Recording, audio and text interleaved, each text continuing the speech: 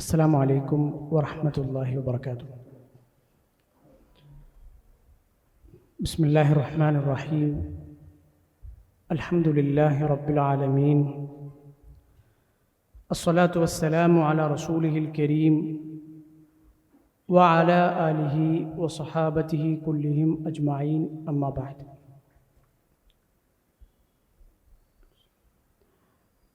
ഏറെ ബഹുമാന്യരായ സഹോദരന്മാരെ, സഹോദരിമാരെ, സുഹൃത്തുക്കളെ, അള്ളാഹുവിനോടുള്ള തഖ്വ, സൂക്ഷ്മത, അള്ളാഹുവിൻ്റെ കൽപ്പനകളും നിർദ്ദേശങ്ങളും വിലക്കുകളും ജീവിതത്തിലെ എല്ലാ രംഗങ്ങളിലും പാലിക്കുന്ന രംഗത്തുള്ള ശ്രദ്ധയും നിഷ്ഠയും അതൊരിക്കലും നമ്മളിൽ ഒരാളിൽ നിന്നും നഷ്ടപ്പെട്ടു പോകരുത് എന്ന് ഓർമ്മപ്പെടുത്തുകയാണ്. അള്ളാഹുവിൻ്റെ റസൂൽ സല്ലല്ലാഹു അലൈഹി വസല്ലമയുടെ ഇടയ്ക്കിടെയുള്ള ആ ഒരു വസീയത്തിനെ ഒന്നുകൂടി ഊന്നൽ നൽകി സൂചിപ്പിക്കുകയാണ്. അള്ളാഹു സുബ്ഹാനഹു വ തആല അങ്ങനെ തഖ്വ ശീലിച്ചെടുക്കാനും തഖ്വ പാലിക്കാനും നമുക്കെല്ലാവർക്കും തൗഫീഖ് നൽകി അനുഗ്രഹിക്കുമാറാകട്ടെ.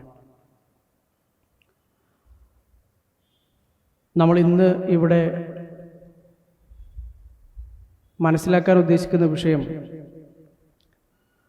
അടയാളങ്ങൾ ബാക്കി വെച്ചവർ എന്നാണ്. ലോകത്ത്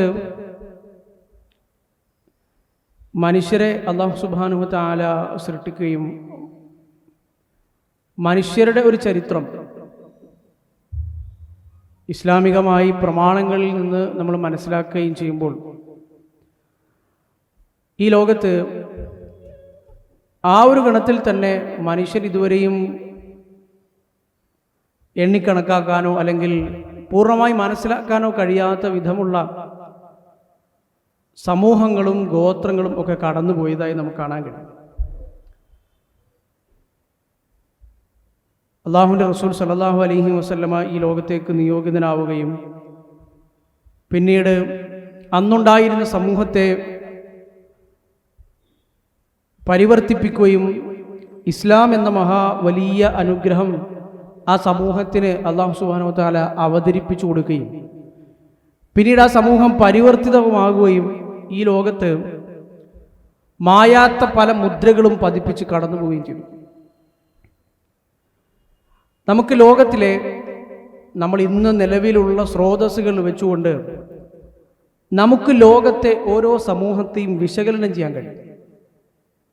അല്ലാഹുവിൻ്റെ റസൂൽ സല്ലല്ലാഹു അലൈഹി വസല്ലമ വരുന്നത് വരെയുള്ള ലോകം പല നിലക്കുമുള്ള പുരാരേഖകളും പുരാവസ്തുക്കളും ഖനനങ്ങളും ഒക്കെ ഉപയോഗിച്ചുകൊണ്ട് ആളുകൾ റസൂലുള്ളാഹി സ്വല്ലല്ലാഹു അലൈഹി വസല്ലമയ്ക്ക് മുൻപുള്ള ഈ ലോകത്തിൻ്റെ ചരിത്രം ചികഞ്ഞെടുക്കാൻ പരിശ്രമിച്ചിട്ടുണ്ട്. അല്ലാഹുവിൻ്റെ റസൂൽ സല്ലല്ലാഹു അലൈഹി വസല്ലമ ഈ ലോകത്ത് വരുമ്പോൾ അന്ന് നിലവിലുണ്ടായിരുന്ന ലോകക്രമത്തെക്കുറിച്ച് ഇസ്ലാമിക സീറ പണ്ഡിതന്മാരും ചരിത്രകാരന്മാരും തന്നെ എഴുതിയിട്ടുണ്ട്. എന്താണ് അപ്പോൾ അതുവരെയുള്ള സമൂഹങ്ങളും മുസ്ലിങ്ങളും അള്ളാഹുവിൻ്റെ റസൂൽ സല്ലല്ലാഹു അലൈഹി വസല്ലമയുടെ നിയോഗത്തിന് ശേഷമുള്ള പ്രവാചകന്റെ അനുയായികളും ഇസ്ലാമിക സമൂഹത്തിനും ഇവർക്കൊക്കെയുള്ള പ്രത്യേകത എന്താണ്? ഇവരെന്താണ് ഈ ലോകത്തിന് സമ്മാനിച്ചത്? അത്ഭുതകരമായ പ്രവർത്തികളാണെങ്കിൽ, ധീരസാഹസികതകളും യുദ്ധങ്ങളുമൊക്കെ ആണെങ്കിൽ, അതിനു മുൻപ് അല്ലാഹുവിൻ്റെ റസൂൽ സല്ലല്ലാഹു അലൈഹി വസല്ലമ ജീവിച്ചിരിക്കുമ്പോൾ അല്ലെങ്കിൽ ആ ഒരു കാലഘട്ടത്തിൽ 5-ാം നൂറ്റാണ്ടിലും 4-ാം നൂറ്റാണ്ടിലും 3-ാം നൂറ്റാണ്ടിലുമൊക്കെ വലിയ യുദ്ധസാഹസികതകൾ കാഴ്ചവെച്ച അന്നത്തെ യുദ്ധത്തിൽ അഗ്രഗണ്യരായിരുന്ന ഗ്രീക്കുകാരെ, സ്പാർട്ടന്മാരെയൊക്കെ തോൽപ്പിക്കാൻ വേണ്ടി യുദ്ധം ചെയ്ത പേർഷ്യക്കാർ, സൈറസ് ചക്രവർത്തിമാർ, ഖുസ്രു ചക്രവർത്തിമാരൊക്കെ അതിനു മുമ്പുണ്ട്. അവരൊക്കെയും നയിച്ച പടയോട്ടങ്ങൾ നമ്മൾ പോലും ഇന്ന് അത്ഭുതപ്പെടുമാറ്. ഇന്നത്തെ ഇറാനിൽ നിന്ന് അങ്ങ് ഗ്രീസിലേക്ക്, ഏതൻസിലേക്ക്, സ്പാർട്ടയിലേക്ക്, ദ്വീപ് സമൂഹങ്ങളിലേക്കൊക്കെ യുദ്ധം നയിച്ച രാജാക്കന്മാർ അതിനു മുമ്പ് കഴിഞ്ഞു പോയിട്ടുണ്ട്. വലിയ വലിയ സാഹസികതകൾ ചെയ്ത ആളുകൾ, സഞ്ചാരികളായ ആളുകൾ, വലിയ സമ്പത്തുണ്ടാക്കിയ പ്രതാപശാലികളായ ആളുകൾ. ഇപ്പുറത്ത് റോമക്കാർ കടന്നുപോയിട്ടുണ്ട്. ഇത് രണ്ടും പറയാനുള്ള കാരണം അല്ലാഹുവിൻ്റെ റസൂൽ സല്ലല്ലാഹു അലൈഹി വസല്ലമയുടെ നിയോഗകാലത്ത് അന്ന് ലോകത്തെ പ്രധാനപ്പെട്ട വൻ ശക്തികൾ ഇവ രണ്ടുമായിരുന്നു എന്നതുകൊണ്ടാണ്. ഒന്ന് പേർഷ്യക്കാരും 2 റോമക്കാർ. റോമൻ സാമ്രാജ്യം ഇതുപോലെ തന്നെ അന്നത്തെ ഏറ്റവും വലിയ ശക്തിയായി ആ ഇസ്ലാം ആവിർഭവിച്ച അറേബ്യയുടെ ചുറ്റുമുള്ള പല പ്രദേശങ്ങളും ഈ 2 വൻ ശക്തികളോ അല്ലെങ്കിൽ ഈ 2 വൻ ശക്തികളുടെ സാമന്തന്മാരെ അവരുടെ പിന്തുണയോടുകൂടി ഭരിക്കുന്ന രാജാക്കന്മാരോ ഒക്കെയാണ് ഭരിച്ചിരുന്നത്. നജാശി രാജാവ് റോമൻ രാജാവിൻ്റെ പിന്തുണയോടുകൂടിയാണ് അയാൾ ഭരിച്ചിരുന്നത് എത്യോപ്യയിൽ. അതുപോലെ തന്നെ അന്ന് സിറിയയിൽ ഷാമിലുണ്ടായിരുന്ന ഗസ്സാൻ രാജാക്കന്മാർ, ഇറാഖിലുണ്ടായിരുന്ന മുന്തിർ രാജാക്കന്മാർ, ഇവരൊക്കെയും ഒന്നുകിൽ പേർഷ്യക്കാരുടെയോ അല്ലെങ്കിൽ റോമക്കാരുടെയോ ഒക്കെ പിന്തുണയോടുകൂടിയായിരുന്നു ഭരിച്ചിരുന്നത്. അന്നത്തെ ലോകക്രമം അതായിരുന്നു. ഇന്ന് നമ്മൾ അമേരിക്കയും അല്ലെങ്കിൽ റഷ്യയും കുറച്ചു കാലം മുമ്പ് USSRും അല്ലെങ്കിൽ ചൈനയും ഒക്കെ ലോകത്തെ വൻ രാഷ്ട്രങ്ങളാണ് എന്ന് പറയുന്നത് പോലെ അന്ന് ലോകത്തെ നിയന്ത്രിച്ചിരുന്ന, അന്ന് ലോകത്തെ വലിയ വാർത്തകൾക്ക് കളമായിരുന്ന സമൂഹങ്ങളായിരുന്നു അതൊക്കെ. അന്നുമുണ്ടായിരുന്നു വലിയ ആളുകൾ, വലിയ പടയോട്ടങ്ങൾ നടത്തിയ രാജാക്കന്മാർ, വലിയ നിധി ശേഖരങ്ങൾ കൈവശമായി ഉണ്ടായിരുന്ന വലിയ രാജാക്കന്മാർ, ഒരുപാട് ഭൂപ്രദേശങ്ങൾ അധീനപ്പെടുത്തിയിരുന്ന ആളുകൾ, ഒരു സമൂഹത്തെ മുഴുവൻ ചൊൽപ്പടിക്ക് നിർത്താൻ സാധിച്ചിരുന്ന വലിയ അനുയായികളുണ്ടായിരുന്ന ആളുകൾ. റസൂലുള്ളാഹി സ്വല്ലല്ലാഹു അലൈഹി വസല്ലം അവതരിക്കുന്ന കാലത്താണ് ഇന്ത്യയിൽ ബുദ്ധമതം ശോഷിച്ച് വന്ന് അവസാനം അത് നാമവിശേഷമായി പോകുന്നത്. അതുപോലെ തന്നെ ഇന്ത്യ കണ്ട ഏറ്റവും വലിയ സാമ്രാജ്യങ്ങളിലൊന്നായ മൗര്യ സാമ്രാജ്യം, ഇതൊക്കെ ഇന്ത്യയിൽ നിന്ന് അസ്തമിച്ചു പോകുന്നത് ആ കാലത്താണ്.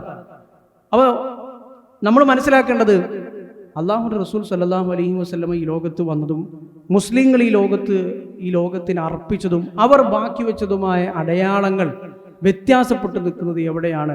മുൻകാല സമൂഹങ്ങളിൽ നിന്ന് അല്ലെങ്കിൽ മറ്റ് സമൂഹങ്ങളിൽ നിന്ന് ഇസ്ലാമിനെയും പ്രവാചകനെയും അതുപോലെ തന്നെ സ്വഹാബിമാരെയും ഇസ്ലാമിക സമൂഹത്തെയും ഒക്കെ വേർതിരിച്ച് നിർത്തുന്ന ഘടകം എന്താണ്? അതിൽ ഏറ്റവും ഒന്നാമത്തെ ഘടകം നമുക്കറിയാം. അല്ലാഹു സുബ്ഹാനഹു തആല അവൻ്റെ യഥാർത്ഥ ദീൻ ഈ ലോകത്ത് എത്തിച്ചു കൊടുക്കാൻ നിയോഗിച്ച സമൂഹമാണ് മുസ്ലിങ്ങൾ എന്നുള്ളതാണ്.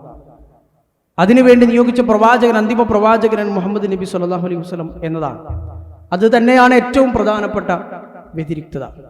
അത് ഉണ്ടായപ്പോൾ യഥാർത്ഥ ആദർശം ഒരു സമൂഹം മനസ്സിലാക്കുകയും അത് അവരുടെ പൂർണ്ണമായി എല്ലാ രംഗങ്ങളിലും ആ ആദർശത്തിൻ്റെ പ്രതിഫലനം എല്ലാ കർമ്മങ്ങളിലും അവർക്ക് കാഴ്ചവെക്കാൻ കഴിയുകയും ചെയ്തപ്പോൾ അന്നത്തെ ലോകത്തെ വൻ ശക്തികൾ, ഞാൻ പറയുന്നത് ഭൗതികമായി ചിന്തിച്ചാൽ പോലും നമ്മൾ ചിന്തിക്കുകയാണ് ആയുധബലം, ആൾബലം, രാജ്യത്തിൻ്റെ പ്രതാപം, ശക്തി, രാഷ്ട്രീയമായ സ്വാധീനം, ഇതൊക്കെ വെച്ച് ചിന്തിച്ചാൽ പോലും അസാധ്യമെന്ന് കരുതിയിരുന്ന കാര്യങ്ങൾ അവർ ഈ ദുനിയാവിൽ തന്നെ അവരിലൂടെ പ്രകടമായി എന്നതാണ്. റസൂലുള്ളാഹി സ്വല്ലല്ലാഹു അലൈഹി വസല്ലമയുടെ വഫാത്തിന് ശേഷം ഇതുപോലെ പേർഷ്യക്കാരുമായുള്ള യുദ്ധത്തിന് പോകുന്ന സ്വഹാബിമാരെക്കുറിച്ച്, ഖാദിസിയ യുദ്ധത്തെക്കുറിച്ച് നമുക്ക് ചരിത്രത്തിൽ കാണാൻ കഴിയും. ഖാദിസിയ യുദ്ധത്തിൽ അന്ന് മുസ്ലിങ്ങളുടെ സേനാനായകൻ സഅദ് ഇബ്നു അബി വഖാസ് റളിയല്ലാഹു അൻഹു, ഇസ്ലാമിലെ തലമുതിർന്ന സ്വഹാബി, വളരെ ചെറുപ്പകാലം മുതൽ ഇസ്ലാം സ്വീകരിക്കുകയും പ്രവാചകൻ സല്ലല്ലാഹു അലൈഹി വസല്ലമയുടെ കൂടെ പ്രധാനപ്പെട്ട എല്ലാ യുദ്ധങ്ങളിലും പങ്കുകൊള്ളുകയും സ്വർഗം കൊണ്ട് സന്തോഷ വാർത്ത അറിയിക്കപ്പെട്ട 10 സ്വഹാബിമാരുടെ പേരുൾപ്പെടുകയും ചെയ്ത വലിയ സ്വഹാബി. അദ്ദേഹത്തിൻ്റെ നേതൃത്വത്തിലാണ് മുസ്ലിങ്ങളുള്ളത്. അപ്പുറത്തുള്ളത് ഒരു പക്ഷേ നമ്മൾ നാടോടിക്കഥകളിലും ചരിത്രങ്ങളിലും ഈ ധീരന്മാരും വീരന്മാരും ഒക്കെ ഉദാഹരണങ്ങൾ പറയുമ്പോൾ കുട്ടികൾക്കൊക്കെയും ഉള്ള ചെറു കഥകളിലുമൊക്കെ കേൾക്കാറുള്ള റുസ്തം എന്ന് പറയുന്ന മനുഷ്യൻ. റുസ്തം ഫർഖസാദ് എന്ന് പറയുന്നയാളാണ് പേർഷ്യക്കാരുടെ സൈന്യാധിപനായി അപ്പുറത്തുള്ളത്. അപ്പോൾ മുസ്ലിങ്ങളിൽ നിന്ന് ഒരാളെ സന്ധി സംഭാഷണത്തിന് പരസ്പരം അങ്ങോട്ടും ഇങ്ങോട്ടും കാര്യങ്ങൾ ചർച്ച ചെയ്യുന്നതിന് വിട്ടുതരാമോ എന്ന് ചോദിച്ചപ്പോൾ അന്ന് മുസ്ലിം പക്ഷത്ത് നിന്ന് സഅദ് റളിയല്ലാഹു അൻഹു അദ്ദേഹത്തെ ശത്രുപക്ഷത്തേക്ക് വിട്ടുകൊടുത്തത് റിബ്ഈ ഇബ്നു ആമിർ എന്ന് പറയുന്നൊരു സ്വഹാബിയാണ് അദ്ദേഹം. അല്ലാഹുവിൻ്റെ റസൂൽ സല്ലല്ലാഹു അലൈഹി വസല്ലമയുടെ കൂടെ മുഅ്മിനായി ജീവിക്കുകയും റസൂലുള്ളാഹി സ്വല്ലല്ലാഹു അലൈഹി വസല്ലം വഫാത്താകുമ്പോഴും ഒക്കെ ഉണ്ടായിരുന്ന സ്വഹാബി. റുസ്തം എന്ന് പറയുന്ന മനുഷ്യൻ പേർഷ്യ വലിയ സാമ്പത്തിക ശക്തിയായിരുന്ന വലിയ ശക്തിയായ ആളുകൾ എണ്ണപ്പെടുന്ന കാലം ഉമർ ഇബ്നു ഖത്താബ് റളിയല്ലാഹു അൻഹു അപ്പോൾ ഭരിച്ചുകൊണ്ടിരിക്കുന്നത്. പേർഷ്യ കീഴടങ്ങുന്നതിന് മുമ്പുള്ള യുദ്ധത്തെക്കുറിച്ചാണ് ഈ പറയുന്നത്. അതിനുശേഷം ഉമർ തൻ്റെ കാലത്ത് തന്നെ പേർഷ്യ കീഴടങ്ങി, റസൂലുള്ളാഹി സ്വല്ലല്ലാഹു അലൈഹി വസല്ലമയുടെ പ്രവചനം പോലെ. അന്ന് റുസ്തം ഈ പറഞ്ഞ റിബ്ഈ ഇബ്നു ആമിർ എന്ന് പറയുന്ന സ്വഹാബിയോട് ചോദിച്ച ചോദ്യങ്ങൾ ചരിത്രത്തിൽ വ്യക്തമായി ഉദ്ധരിക്കപ്പെട്ടിട്ടുണ്ട്. അയാളുടെ വസ്ത്രധാരണ രീതി, റിബ്ഈ ഇബ്നു ആമിർ എന്ന മനുഷ്യൻ്റെ കോലം, അയാളുടെ സംസാരം, ഇതൊക്കെയും അവിടെ കൂടിയിരുന്ന ആളുകൾ ശ്രദ്ധിച്ചു എന്നുള്ളതാണ്. പ്രത്യേകിച്ച് റുസ്തം എന്ന സൈന്യാധിപൻ, വളരെ കാണാൻ അത്ര വലിയ പകിട്ടൊന്നുമില്ലാത്ത വസ്ത്രം ധരിച്ചു വന്ന സ്വഹാബി ഇബ്നു ആമിർ, കാണാൻ അത്ര വലിയ അലങ്കാരങ്ങളോ മറ്റൊന്നുമില്ല. കുതിരപ്പുറത്ത് വന്നു. റുസ്തമിൻ്റെ വലിയ രാജകീയമായ അലങ്കാരങ്ങളുള്ള ടെന്റിനുള്ളിൽ റിബഈ റളിയല്ലാഹു അൻഹു കയറുന്നതും പ്രവേശിക്കുന്നതുമൊക്കെ അതിനൊന്നും വില വെക്കാതെയാണ്, ഒരു വിലയുമില്ലാതെയാണ്. അവർ വലിയതായി കണ്ടിരുന്ന വലിയ ആഡംബര വസ്തുക്കളായിരുന്ന വലിയ വില കൂടിയ കാർപ്പറ്റുകളും അതുപോലെ തന്നെ തലയിണകളും ഒക്കെയുള്ള അതിലേക്ക് തൻ്റെ കുന്തവും അതിങ്ങനെ പിടിച്ചുകൊണ്ട് താഴെ നീട്ടി പിടിച്ചുകൊണ്ട് ആ തലയിണയൊക്കെ ആ കുന്തത്തിൻ്റെ തലപ്പ് കൊണ്ട് കീറുന്നുണ്ട്. കുതിരയെ ആ ടെന്റിനുള്ളിൽ കെട്ടിയിട്ടാണ് റിബഈ ഇബ്നു ആമിർ റളിയല്ലാഹു വരുന്നത്. ഇത് പേർഷ്യക്കാരായി അവിടെ കൂടിയിരുന്ന ആളുകൾക്ക് ഒരിക്കലും സഹിക്കാത്ത സംഗതിയായിരുന്നു. ഒരു വിലയും വെക്കാതെയുള്ള നടത്തവും, തങ്ങളുടെ സേനാനായകന് മുന്നിൽ ഇത്ര ധാർഷ്ട്യത്തോടു കൂടിയുള്ള നടത്തവും, അതും കണ്ടാൽ എലി പോലിരിക്കുന്ന ഒരു മനുഷ്യൻ, യാതൊരുവിധ ഭാവഭൂഷാദികളൊക്കെ കണ്ടാൽ ഒരു തരത്തിലുമുള്ള പ്രതാപവും ആഢ്യത്വവും ഒന്നുമില്ലാത്തൊരു മനുഷ്യൻ. റുസ്തം അയാളോട് ഈ റിബഈ ഇബ്നു ആമിർ റളിയല്ലാഹു അൻഹു ചോദിച്ചു, എന്താണ് നിങ്ങളുടെ ഉദ്ദേശം? നിങ്ങൾ ആരാണ്? നിങ്ങളുടെ ഈ മുസ്ലിം സമൂഹത്തിൻ്റെ, അന്ന് ബഹുഭൂരിഭാഗം സ്വഹാബിമാരാണല്ലോ അതിലുള്ളത്. അപ്പം അന്ന് റുസ്തുമിനോട് റിബഈ ഇബ്നു ആമിർ റളിയല്ലാഹു അൻഹു പറയുന്നത് കാണാൻ കഴിയും. അല്ലാഹു ഇബ്തഅസ്നാ ലിനുഖ്രിജ മൻ ശഅ മിൻ ഇബാദത്തിൽ ഇബാദി ഇലാ ഇബാദത്തി റബ്ബിൽ ഇബാദ്. സൃഷ്ടിപൂജയിൽ നിന്ന് സ്രഷ്ടാവിനെ ആരാധിക്കുന്നതിലേക്ക് ക്ഷണിക്കാൻ വേണ്ടിയാണ് ആളുകളെയും അതുപോലെ തന്നെ വ്യക്തികളെയും സൃഷ്ടികളെയും ഒക്കെ ആരാധിക്കുന്നതിൽ ഇവയൊക്കെ സൃഷ്ടിച്ച സ്രഷ്ടാവിനെ ആരാധിക്കുന്നതിലേക്ക് ക്ഷണിക്കാൻ വേണ്ടി നിയോഗിക്കപ്പെട്ട, അതിനുവേണ്ടി നിയോഗിതരായ ഒരു സമൂഹമാണ് ഞങ്ങൾ. ഒമിൻ ദീഖി ദുനിയ ഇല സാതിഹ. ഈ ദുനിയാവിലെ ഇടുക്കത്തിൽ നിന്ന്, അനീതിയും അക്രമവും നിറഞ്ഞ ചൂഷണങ്ങളും നിറഞ്ഞ ഈ ലോകത്ത് നിന്ന് അതിനേക്കാൾ വിശാലതയുള്ള ഈ ലോകത്തിൻ്റെ പ്രപഞ്ചത്തിൻ്റെ സൃഷ്ടാവായ അള്ളാഹുവിൻ്റെ ദീനിലേക്ക്, വിശാലതയുള്ള ആ ആദർശത്തിലേക്ക് ക്ഷണിക്കാനാണ് ഞങ്ങൾ വന്നിട്ടുള്ളത്. എൻ്റെ ആ സംസാരം അങ്ങനെ തുടർന്നു പോകുന്നത് നമുക്ക് കാണാൻ കഴിയും. അത് വലിയൊരു പ്രഖ്യാപനമാണ്. അത് ഈ ഒരൊറ്റ ആദർശ പ്രഖ്യാപനം കൊണ്ടാണ് ഈ പറഞ്ഞ ഖാദിസിയ യുദ്ധമാകട്ടെ, അല്ലെങ്കിൽ മറ്റ് ഇസ്ലാമിക ചരിത്രത്തിലുടനീളമുള്ള മറ്റേത് യുദ്ധങ്ങളാകട്ടെ അല്ലെങ്കിൽ സംഭവങ്ങളാകട്ടെ, അതിലൊക്കെ ഈ മുസ്ലിങ്ങൾക്ക് മേൽക്കൈ കൊടുത്തത് ഇതാണ്. അവരുടെ ഉള്ളിൽ ഉണ്ടായിരുന്ന ആദർശത്തിൻ്റെ ആ ആദർശ ദാർഢ്യത, അടയാളങ്ങൾ ബാക്കി വെച്ചവർ എന്ന് നമ്മൾ അല്ലാഹുവിൻ്റെ റസൂൽ സല്ലല്ലാഹു അലൈഹി വസല്ലമയുടെ അനുചരന്മാരെ കുറിച്ച് പറയുമ്പോൾ ഒന്നാമതായി പറയാനുള്ളതും അത് തന്നെയാണ്. ഈ ലോകത്ത് വലിയ സഞ്ചാരങ്ങൾ നടത്തിയ സഞ്ചാരിമാർ ഈ സമയത്ത് കഴിഞ്ഞു പോയിട്ടുണ്ട്. ഞാൻ നേരത്തെ സൂചിപ്പിച്ചതുപോലെ വലിയ സമൂഹങ്ങൾ കടന്നു പോയിട്ടുണ്ട്. അവരിൽ പല സംസ്കാരങ്ങളുടെയും നാഗരികതകളുടെയും ഇന്ന് അവർ ജീവിച്ചിരുന്ന സ്ഥലങ്ങൾ പരിശോധിച്ചാൽ അവിടെ നിന്ന് നമുക്ക് ഒരുപാട് അടയാളങ്ങളും കിട്ടുന്നുണ്ട്. അന്നുണ്ടാക്കിയ ഇന്ത്യയിലും അതുപോലെ തന്നെ പല സ്ഥലങ്ങളിലും മുൻപുണ്ടായിരുന്ന സിന്ധു നദിയുടെ സംസ്കാരത്തിൻ്റെയും അങ്ങനെ ഒരുപാട് സംസ്കാരങ്ങളുടെ അടയാളങ്ങൾ ഇന്ന് ബാക്കിയുണ്ട്. പക്ഷേ ഇസ്ലാമിക സമൂഹം, സ്വഹാബിമാർ, പ്രവാചകന്റെ ശിഷ്യന്മാർ, അവർ ഈ ലോകത്ത് ബാക്കി വെച്ചത് അങ്ങനെ എന്തെങ്കിലും വലിയ ശില്പകല ഉൾക്കൊള്ളുന്ന അല്ലെങ്കിൽ വലിയ നിർമ്മാണ ചാതുരി പ്രകടിപ്പിക്കുന്ന ഏതെങ്കിലും കെട്ടിടങ്ങളോ സ്തൂപങ്ങളോ അല്ലെങ്കിൽ ഇരുമ്പ് തൂണുകളോ അല്ലെങ്കിൽ ഏതെങ്കിലും വലിയ കോട്ടകളോ കൊത്തളങ്ങളോ ഒരു വലിയ പട്ടണങ്ങളോ ഒന്നും ആയിരുന്നില്ല. അങ്ങനെ വേണമെങ്കിൽ അവർക്ക് നിർമ്മിക്കാമായിരുന്നു. അങ്ങനെ ഒരു വലിയ സംസ്കാരം പിന്നെ ആളുകൾക്ക് കണ്ടെത്തുന്ന വിധം അവർക്ക് നിർമ്മിക്കാനൊരു പ്രയാസം ഉണ്ടായിരുന്നില്ല. പക്ഷേ അവർ അതിനായിരുന്നില്ല വന്നത് എന്നതാണ് പ്രധാനപ്പെട്ട കാര്യം. അവർ അതിനായിരുന്നില്ല വന്നത്. നമ്മൾ ഇന്ന് ആലോചിക്കുകയാണെങ്കിൽ നമ്മൾ ഈ പറഞ്ഞ സ്വഹാബിമാരെ കുറിച്ചായിരുന്നാലും മുൻഗാമികൾ ആരെക്കുറിച്ചായിരുന്നാലും ഏത് ചരിത്രത്തെക്കുറിച്ച് പഠിക്കുന്നവരായിരുന്നാലും നമ്മളത് പഠിക്കുന്നത് വെറുതെ കേൾക്കാനോ വെറുതെ ഏതെങ്കിലും ഒരു ആസ്വാദനത്തിനോ വേണ്ടിയല്ലല്ലോ. നമ്മളുമായി തട്ടിച്ചു നോക്കിക്കഴിഞ്ഞാൽ നമ്മൾ ഇന്ന് മുസ്ലിം സമൂഹത്തിൻ്റെ സ്ഥിതിയും മുസ്ലിം സമൂഹത്തിൻ്റെ ചിന്താഗതികളും ചിന്താരീതികളും അവരുടെ വീക്ഷണങ്ങളും ലോകവീക്ഷണവും ഒക്കെ പരിശോധിച്ചു കഴിഞ്ഞാൽ ഇതുമായി തട്ടിച്ചു നോക്കിക്കഴിഞ്ഞാൽ വലിയ വ്യത്യാസം നമുക്ക് കണ്ടെത്താൻ കഴിയും. ഇന്ന് നമ്മൾ വിചാരിക്കുന്നത് മുസ്ലിങ്ങൾ എന്ന് പറഞ്ഞാൽ വലിയ കെട്ടിടങ്ങൾ ഉണ്ടാക്കുകയും അല്ലെങ്കിൽ ഏതെങ്കിലും ഒരു മേഖലയിൽ, അത് ശാസ്ത്രമാകാം, സാങ്കേതിക വിദ്യയാകാം, അല്ലെങ്കിൽ മറ്റേതെങ്കിലും ഒരു വിജ്ഞാന ശാഖയാകാം, ഇതിലൊക്കെ ഉന്നതി പ്രാപിക്കലും ഇതിലൊക്കെ വലിയ ആളുകളാകലും ഇതിലൊക്കെ വലിയ നേട്ടങ്ങൾ കൈവരിക്കലുമാണ് മുസ്ലിങ്ങളുടെ ലക്ഷ്യമെന്നാണ്. ഇതാണ് ധാരണ, പൊതു ആളുകളുടെ മുസ്ലിം സമൂഹത്തിലെ ഒരു വലിയ വിഭാഗം ആളുകളുടെ ധാരണ ഇതാണ്. വിശുദ്ധ ഖുർആനിൽ അല്ലാഹു സുബ്ഹാനഹു വ തആല വളരെ വ്യക്തമായി പ്രതിപാദിച്ചതുപോലെ യഅലമൂന ളാഹിറൻ മിനൽ ഹയാത്തി ദുനിയ വഹും അനിൽ ആഖിറതി ഹും ഗാഫിലൂൻ. അവർക്ക് ഈ ദുനിയാവ് എങ്ങനെയാണ് അതിനെ കൈകാര്യം ചെയ്യേണ്ടതെന്ന്, അതിനെക്കുറിച്ച് പഠിക്കേണ്ടത് എന്ന് കൃത്യമായി അറിയാം. എന്താണ് എനിക്ക് സമ്പാദിക്കാനുള്ള മേഖലകൾ എന്തൊക്കെയാണെന്ന് പഠിക്കാൻ നമുക്കൊരു ടെക്സ്റ്റ് ബുക്കിൻ്റെയും ആവശ്യമില്ല, നമുക്കൊരു കോഴ്സിൻ്റെയും ഒന്നും ആവശ്യമില്ല. നമ്മൾ നിർബന്ധിതാവസ്ഥയിൽ എത്തുമ്പോൾ, നമുക്ക് ചെലവിന് പൈസ വേണ്ടി വരുമ്പോൾ നമ്മൾ അതിന് സാധ്യമായ എല്ലാ മേഖലകളും നമ്മൾ ഓട്ടോമാറ്റിക്കായി പഠിക്കും. നമ്മൾ അതിനുള്ള പല വഴികൾ നേടും. പക്ഷേ യഥാർത്ഥ ദീനിനെക്കുറിച്ച് പഠിക്കാൻ, ആഖിറത്തിനെ കുറിച്ച് പഠിക്കാൻ, പരലോകത്തെ ഒന്നാമതായി പ്രതിഷ്ഠിക്കാൻ മുസ്ലിങ്ങൾ കഴിയുന്നില്ല. ബഹിരാകാശത്തേക്ക് പല ഉപഗ്രഹങ്ങൾ വിക്ഷേപിക്കുന്നു, സാറ്റലൈറ്റുകൾ അതുപോലെ തന്നെ വിക്ഷേപിക്കുന്നു. ഇതൊക്കെയും മനുഷ്യകുലം പഠിച്ചു.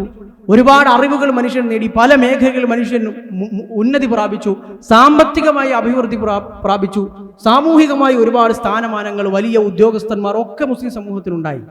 ഇതൊക്കെ ഉണ്ടായിട്ടും അവരുടെ ആത്മാവ് നഷ്ടപ്പെട്ടാൽ എന്ത് നേട്ടമാണ് ഉണ്ടാകുന്നത്? റസൂലുള്ളാഹി സ്വല്ലല്ലാഹു അലൈഹി വസല്ലമ അവസാന കാലത്തെക്കുറിച്ച് പ്രവചിച്ച ഹദീസുകളിൽ റസൂലുള്ളാഹി സ്വല്ലല്ലാഹു അലൈഹി വസല്ലമ സൂചിപ്പിച്ച ഹദീസ് നമുക്കൊക്കെ ഒരുപാട് തവണ നമ്മൾ കേട്ട് പരിചയിച്ച ഹദീസാകാം. യൂഷിക്കുൽ ഉമമു അൻ തദാഅ അലൈക്കും കമാ തദാഅൽ അകലതു ഇലാ ഖസ്അതിഹാ. ഭക്ഷണത്തലികയിൽ ഒരുമിച്ചിരുന്ന ആളുകൾ ഭക്ഷണം കഴിക്കുമ്പോൾ ആ ഭക്ഷണത്തലികയിലേക്ക് ആളുകളുടെ കൈകൾ ഇങ്ങനെ നിർലോഭം നീണ്ടുവരുന്നത് പോലെ വരുന്നവരും പോകുന്നവരും ഒക്കെ മുസ്ലിം സമൂഹത്തിന് മേൽ കുതിര കയറുന്ന ഒരു കാലം വരും. വഴിയിൽ കൂടെ വരുന്നവരും പോകുന്നവരും മറ്റുള്ള സമൂഹങ്ങളൊക്കെ മുസ്ലിം സമൂഹത്തിന് ഒരു വിലയും നൽകാതെ അവരെ കയറി ആക്രമിക്കുന്ന, അവരെക്കുറിച്ച് ദുരാരോപണങ്ങൾ ഉന്നയിക്കുന്ന, അവരുടെ മേല് കയറി മേയുന്ന ഒരു കാലം വരും. അപ്പോൾ സ്വഹാബിമാർ ചോദിച്ചു, അവമിൻ ഖില്ലത്തിൻ നഹ്നു യൗമഇദിൻ യാ റസൂലല്ലാഹ്, അല്ലാഹുവിന്റെ റസൂലേ, നമ്മളെ ആൾബലം കൊണ്ട് കുറവായതുകൊണ്ടായിരിക്കുമോ നമുക്ക് അങ്ങനെ ഒരു അധപ്പതനം ഉണ്ടായിത്തീരുന്നത്? എണ്ണം കൊണ്ട് കുറവായിരിക്കുമോ? അല്ലാഹു റസൂൽ സല്ലല്ലാഹു അലൈഹി വസല്ലം മറുപടി, ബൽ അൻതും യൗമഇദിൻ കസീർ, അല്ല, ആൾബലം കൊണ്ട് നിങ്ങളൊന്ന് കൂടുതലായിരിക്കും എന്നാണ്. ആൾബലത്തിനൊരു പ്രശ്നവുമില്ല. എണ്ണം നോക്കിക്കഴിഞ്ഞാൽ, സെൻസസ് എടുത്തു കഴിഞ്ഞാൽ മുസ്ലിം സമൂഹത്തിന് ഒരുപാടുണ്ടാകും. ഇന്ന് ലോകത്തിലെ ഇന്തോനേഷ്യയിൽ ഏറ്റവും കൂടുതൽ മുസ്ലിങ്ങൾ, നമുക്ക് എത്ര കോടി മനുഷ്യർ മുസ്ലിങ്ങളുണ്ട്, ഇന്ത്യയിൽ എത്ര കോടി മുസ്ലിങ്ങളുണ്ട്, ലോകമൊട്ടാകെ എത്ര കോടി മുസ്ലിങ്ങളുണ്ട്. ആൾബലത്തിൽ ഒരു പ്രശ്നം ഉണ്ടാവില്ല. പക്ഷേ ആ വലിയ ക്വാണ്ടിറ്റിയുള്ള ആ സമൂഹത്തിൽ പക്ഷേ വേണ്ട ക്വാളിറ്റി ഉണ്ടാവില്ല എന്നാണ് റസൂലുള്ളാഹി സ്വല്ലല്ലാഹു അലൈഹി വസല്ലം പറഞ്ഞത്. ബൽ അൻതും യൗമഇദിൻ കസീർ വലാകിന്നകും ഗുസാഉൻ കഗുസാഇസ് സൈൽ. മല പെയ്ത് മലവെള്ളപ്പാച്ചിലിൽ ഒലിച്ചു വരുന്ന ചപ്പു ചവറുകൾ പോലെ ആർക്കും ഒരു ഉപകാരവുമില്ലാതെ എങ്ങോട്ടെന്നില്ലാതെ ഒഴുകിപ്പോകുന്ന ഒരു സമൂഹമായിരിക്കും നിങ്ങൾ. വളരെ കൃത്യമായ പദപ്രയോഗങ്ങൾ മുസ്ലിം സമൂഹത്തിന്റെ അവസ്ഥ കൃത്യമായി പ്രതിപാദിക്കുന്ന കാര്യങ്ങൾ. അതിനുള്ള കാരണം എന്താണ്? റസൂലുള്ളാഹി സ്വല്ലല്ലാഹു അലൈഹി വസല്ലം സ്വഹാബിമാർ ചോദിച്ചു, എന്താണ്? പ്രവാചകൻ സ്വല്ലല്ലാഹു അലൈഹി വസല്ലം പിന്നെയും അത് വിശദീകരിക്കാൻ നമുക്ക് കാണാൻ കഴിയും. വലയൻസിഅന്നല്ലാഹു മിൻ സുദൂരി അദുവ്വിക്കും അൽ മഹാബത മിൻകും. നിങ്ങളെക്കുറിച്ചുള്ള ഗാംഭീര്യം അള്ളാഹു നിങ്ങളുടെ എതിരാളികളിൽ നിന്ന് എടുത്തു കളയും. മുസ്ലിങ്ങൾ എന്ന് പറഞ്ഞാൽ ആർക്കും എന്തും ചെയ്യാൻ കഴിയുന്ന ഒരു സമൂഹമാണ്. എന്ത് ആരോപണം അവരെക്കുറിച്ച് ഉന്നയിച്ചാലും, നമ്മുടെ നാട്ടിലായാലും പോലും രാജ്യത്തായാലും പോലും എന്തെങ്കിലും ഒരു തിന്മ നടന്നാൽ, എന്തെങ്കിലും ഒരു പ്രശ്നം നടന്നാൽ, അതൊക്കെയും ഒരു ഇസ്ലാമിൻ്റെ ഒരു പരിസരത്ത് കൊണ്ടുപോയി കെട്ടിവെക്കാൻ കഴിയുന്ന രൂപത്തിലേക്ക് ആളുകൾ മാറും. അള്ളാഹു നിങ്ങളുടെ ശത്രുക്കളിൽ നിന്ന് ഭയം എടുത്തു കളയും. മുസ്ലിങ്ങളെ അന്ന് റസൂലുള്ളാഹി സ്വല്ലല്ലാഹു അലൈഹി വസല്ലമയുടെ കാലത്ത് മുസ്ലിങ്ങൾ ഒരു മാസത്തെ വഴി ദൂരത്തിനപ്പുറമുണ്ട് എന്ന് കരുതുമ്പോൾ പോലും ആളുകൾ ഭയപ്പെട്ടിരുന്ന ആ ഒരു അവസ്ഥയിൽ നിന്ന് മുസ്ലിങ്ങളെ ഇന്ന് ആരും വിലവെക്കാത്ത ഒരു അവസ്ഥയിലേക്ക്, അങ്ങനെ ഒരു അവസാന കാലത്തേക്ക് ആ ഒരു ഇതിലേക്ക് വരും. അതുമാത്രമല്ല, അല്ലാഹു ഫീ ഖുലൂബിക്കും അൽ വഹൻ. അല്ലാഹു സുബ്ഹാനഹു വ തആല ആ മുസ്ലിങ്ങൾ, ഈ പറഞ്ഞ ഈ മുസ്ലിങ്ങളുടെ ഹൃദയത്തിൽ ഒരു തരം ദൗർബല്യം നിക്ഷേപിക്കും. ഒരു വഹൻ എന്ന് പറഞ്ഞാൽ ദൗർബല്യം, ഒരു ക്ഷീണം, ഒരവസ്ഥ. അപ്പോൾ സ്വഹാബിമാർ ചോദിച്ചു, വമൽ വഹ്നു യാ റസൂലല്ലാഹ്, എന്താണ് ദൗർബല്യം? സ്വഹാബിമാർ ചോദിച്ചു, എന്താണ് പ്രവാചകരെ അന്നത്തെ മുസ്ലിങ്ങളുടെ അധപ്പതനത്തിന് കാരണമാകുന്ന ആ ദൗർബല്യം എന്താണ്? റസൂലുള്ളാഹി സ്വല്ലല്ലാഹു അലൈഹി വസല്ലം എണ്ണി പറഞ്ഞത് നാം നേരത്തെ പറഞ്ഞത് അതേ കാര്യമാണ്. ഹുബ്ബുദ് ദുനിയ വ കറാഹിയത്തുൽ മൗത്ത്.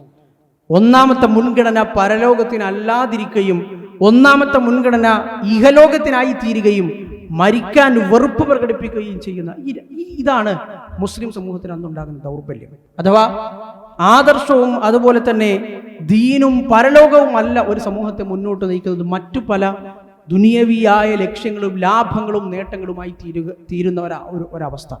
ഇസ്ലാമിക ചരിത്രം മുഴുവൻ നമുക്ക് പരിശോധിക്കാം. മുസ്ലിം സമൂഹം എന്നൊക്കെ തകർന്നടിഞ്ഞിട്ടുണ്ടോ അതിൻ്റെ മൂല കാരണം ഇത് തന്നെയായിരിക്കും. മുസ്ലിം സമൂഹം ഒരിക്കലും അധിക ഇസ്ലാമിക ചരിത്രത്തെ അതിൻ്റെ ഓരോ ഉയർച്ചകളെയും താഴ്ചകളെയും പഠന വിധേയമാക്കിയ പണ്ഡിതന്മാർ എന്നോ കഴിഞ്ഞു പോയിട്ടുണ്ട്. അതിൽപ്പെട്ടൊരാണ് ഇബ്നു ഖൽദൂൻ. ഒരുപക്ഷെ നമ്മൾ കേട്ടിട്ടുണ്ടാകും. ഇത് ആധുനിക ലോകത്ത് പോലും പലരും സോഷ്യോളജിയുടെ പിതാവായി ഒക്കെ എണ്ണപ്പെടുന്ന ഇബ്നു ഖൽദൂൻ, അബ്ദുറഹ്മാൻ ഇബ്നു ഖൽദൂൻ, അദ്ദേഹം മാലിക്കി മദ്ഹബിലെ പണ്ഡിതനും ഖാദിയും മുഫ്തിയും ഒക്കെ ആയിരുന്ന മനുഷ്യനാണ്. അദ്ദേഹത്തിന്റെ ചരിത്ര പുസ്തകത്തിൽ അതിൻ്റെ ആമുഖം മുഖദ്ദിമ എന്ന പേര് പ്രസിദ്ധമായിട്ടുണ്ട്. ലോകത്തെ ഒട്ടുമിക്ക ഭാഷകളിലേക്കും വിവർത്തനം ചെയ്യപ്പെട്ട ഒരു കൃതി കൂടിയാണ് അതിൻ്റെ ആമുഖം, മുഖദ്ദിമ. ആ കിതാബിൻ്റെ ആമുഖം മാത്രമാണ്, പക്ഷെ അതാണ് കൂടുതൽ പ്രസിദ്ധമായത്. അതിൽ അദ്ദേഹം ഓരോ സമൂഹങ്ങളുടെയും മുസ്ലിം സമൂഹത്തിന് തന്നെയും ഓരോ കാലഘട്ടത്തിലെയും ഉയർച്ചകളെയും താഴ്ചകളെയും കുറിച്ചും അതിൻ്റെ കാരണങ്ങളെക്കുറിച്ചും ഒക്കെ വിശകലനം ചെയ്ത് നമുക്ക് സംസാരിക്കുന്നത് കാണാൻ കഴിയും. വളരെ രസകരമായ കുറേ നിരീക്ഷണങ്ങൾ അതിൽ അദ്ദേഹം നടത്തുന്നത് കാണാൻ കഴിയും. ഈ പറഞ്ഞ അടയാളങ്ങൾ ബാക്കി വെച്ച മുസ്ലിങ്ങൾ എന്ന് സ്വഹാബിമാരെ കുറിച്ച്, പ്രവാചകന്റെ കാലത്ത് ജീവിച്ചിരുന്ന ഏറ്റവും ഉത്തമരായ ആ തലമുറയെക്കുറിച്ച് പറയുന്നതിൽ നിന്ന് ഓരോ നൂറ്റാണ്ട് കഴിയുമ്പോഴേക്കും, ഓരോ തലമുറകൾ പിന്നിടുമ്പോഴേക്കും പിന്നെ അടയാളങ്ങൾ പോയിട്ട് ജീവിച്ചിരുന്നോ എന്ന് പോലും സംശയിക്കുന്ന രൂപത്തിൽ മാറി മാറി വരുന്ന മനുഷ്യന്മാരും തലമുറകളും ഈ മുസ്ലിം നാമധാരികളും ഒക്കെ കടന്നു പോകുന്ന അവസ്ഥകളെക്കുറിച്ച് അദ്ദേഹം പറയുന്നത് കാണാൻ കഴിയും. ഇമാം ഷാഫിഈ റഹ്മത്തുള്ളാഹി അലൈഹി അതിനെക്കുറിച്ചൊരു കവിത പറഞ്ഞത് ഓർത്തുപോവുകയാണ്. ഇമാം ഷാഫിഈ അദ്ദേഹം ഹിജ്റ 180 അദ്ദേഹം ജനിക്കുന്നത്. ഒരുപാട് കാലമൊന്നുമായിട്ടില്ല. റസൂലുള്ളാഹി സ്വല്ലല്ലാഹു അലൈഹി വസല്ലം വഫാത്തിന് ശേഷം 2 നൂറ്റാണ്ടുകൾക്കുള്ളിലാണ് മുഹമ്മദ് ബിൻ ഇദ്രീസ് ഷാഫിഈ റഹ്മത്തുള്ളാഹി ജീവിക്കുന്നത്. അദ്ദേഹത്തിൻ്റെ കാലത്ത് ജീവിച്ച ആളുകളെയും മുൻഗാമികളായ ആളുകളെയും അഥവാ താബിഈങ്ങൾ സ്വഹാബിമാർ ഇവരൊക്കെയും താരതമ്യം ചെയ്തുകൊണ്ട് പറഞ്ഞ 2 വരി കവിത നമുക്ക് കാണാൻ കഴിയും. അദ്ദേഹം പറയുകയാണ്, ഖദ് മാത ഖൗമുൻ വമാ മാതത് ഫദായിലുഹും, ഖദ് മാത ഖൗമുൻ വമാ മാതത് ഫദായിലുഹും വആശ ഖൗമുൻ വഹും ഫിന്നാസി അംവാതു. ഖദ് മാത ഖൗമുൻ, ഒരു സമൂഹം ഇവിടെ ജീവിച്ചിരിപ്പുണ്ടായിരുന്നു, ഒരു മുൻഗാമികളായ ആളുകൾ. അവർ മരിച്ചു, മണ്ണടിഞ്ഞു പോയി. പക്ഷെ വമാ മാതത് ഫദായിലുഹും, പക്ഷെ അവർ മൺമറഞ്ഞു പോയാലും അവർ ഈ ലോകത്ത് ചെയ്തു വെച്ച പ്രവർത്തനങ്ങളെയും അവരുടെ അടയാളങ്ങളെയും അവർ ചെയ്തു വെച്ച മഹത്വങ്ങളെയും അവരെക്കുറിച്ചുള്ള മഹനീയമായ കാര്യങ്ങളെയും ഒന്നും മണ്ണിട്ട് മൂടാൻ ആർക്കും കഴിഞ്ഞിട്ടില്ല. അതൊക്കെയും ഇപ്പോഴും ജീവിച്ചുകൊണ്ട് നിൽക്കുന്നു. അതിൻ്റെയൊക്കെ ഫലം ഇപ്പോഴും സമൂഹം അനുഭവിച്ചുകൊണ്ടിരിക്കുന്നു. അവരെ മൺമറഞ്ഞു പോയിട്ടുള്ളൂ, അവർ ചെയ്തു വെച്ചത് മൺമറഞ്ഞു പോയിട്ടില്ല. പക്ഷെ ആശ ഖൗമുൻ, പിന്നൊരു സമൂഹം ജീവിച്ചു. ഇപ്പോഴൊരു സമൂഹം ജീവിച്ചു കൊണ്ടിരിക്കുന്നു. വഹും ഫിന്നാസി അംവാതു, ജീവനുള്ള എല്ലാ ചോരയും നീരുമുള്ള മനുഷ്യന്മാർക്കിടയിൽ ജീവിക്കുകയാണെങ്കിലും ജീവച്ഛവങ്ങളെപ്പോലെ മറ്റുള്ളവർക്ക് ഒരു ഉപകാരവുമില്ലാതെ, ഒരു സംഭാവനയും ചെയ്യാനില്ലാതെ, യാതൊരു തരത്തിലുള്ള ആദർശ പ്രതിബദ്ധതയുമില്ലാതെ, ഒന്നും ചെയ്യാനാകാതെ, ഒരു നേട്ടവുമില്ലാതെ ജീവിച്ചിരിക്കുന്നവർക്കിടയിൽ മയ്യത്തിനെ പോലെ, ശവങ്ങളെപ്പോലെ, അഥവാ ജീവച്ഛവങ്ങളെപ്പോലെ ജീവിച്ചിരിക്കുന്ന സമൂഹം ഇതാ പിന്നെ ജീവിക്കുന്നു എന്ന് അദ്ദേഹം പറയുന്നത് കാണാൻ കഴിയും. വളരെ ആപ്റ്റായ, വളരെ കൃത്യമായ ഒരു നിരീക്ഷണം തന്നെയാണ് നമുക്ക് കണ്ടെത്താൻ കഴിയും. ഇമാം ഷാഫിഈ റഹ്മത്തുള്ളാഹി അലൈഹി ജീവിച്ചിരുന്ന അദ്ദേഹത്തിൻ്റെ ആ ഒരു കാലം ഉമവി ഖലീഫമാർ കഴിഞ്ഞ് പിന്നെ അബ്ബാസി ഖലീഫമാർ വന്ന് പിന്നെ ഇസ്ലാമിക ലോകത്ത് ഒരുപാട് ഫിത്നകൾ ഉടലെടുക്കുകയും ഇസ്ലാമിൻ്റെ യഥാർത്ഥ ആദർശത്തിൽ നിന്ന് ആളുകൾ വ്യതിചലിച്ചു പോകുന്ന പ്രധാനപ്പെട്ട കക്ഷികളൊക്കെയും ഭരണത്തിലേറുകയും ഒക്കെ ചെയ്തൊരു കാലം. ഇമാം ഷാഫിഈ റഹ്മത്തുള്ളാഹി അലൈഹി അന്ന് ഇസ്ലാമിക ലോകത്തിന്റെ തലസ്ഥാനമായ ബഗ്ദാദ് വിട്ടുപോകാത്തതിന് കാരണമായി അദ്ദേഹത്തിന്റെ ജീവചരിത്രം എഴുതിയ പണ്ഡിതന്മാർ പറയുന്നത് പോലും അതാണ്.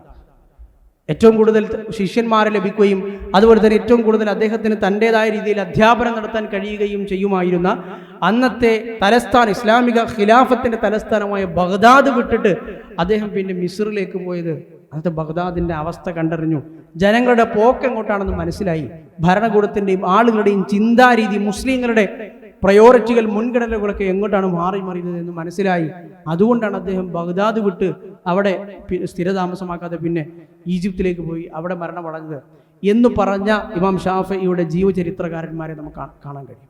അപ്പം ഞാൻ പറയുന്നത്, മറ്റ് സമൂഹങ്ങളുമായി മുസ്ലിം സമൂഹത്തെ വേർതിരിച്ചു നിർത്തുന്ന ഏറ്റവും പ്രധാനപ്പെട്ട ഘടകം അവരുടെ ആദർശ ദാർഢ്യതയാണ്.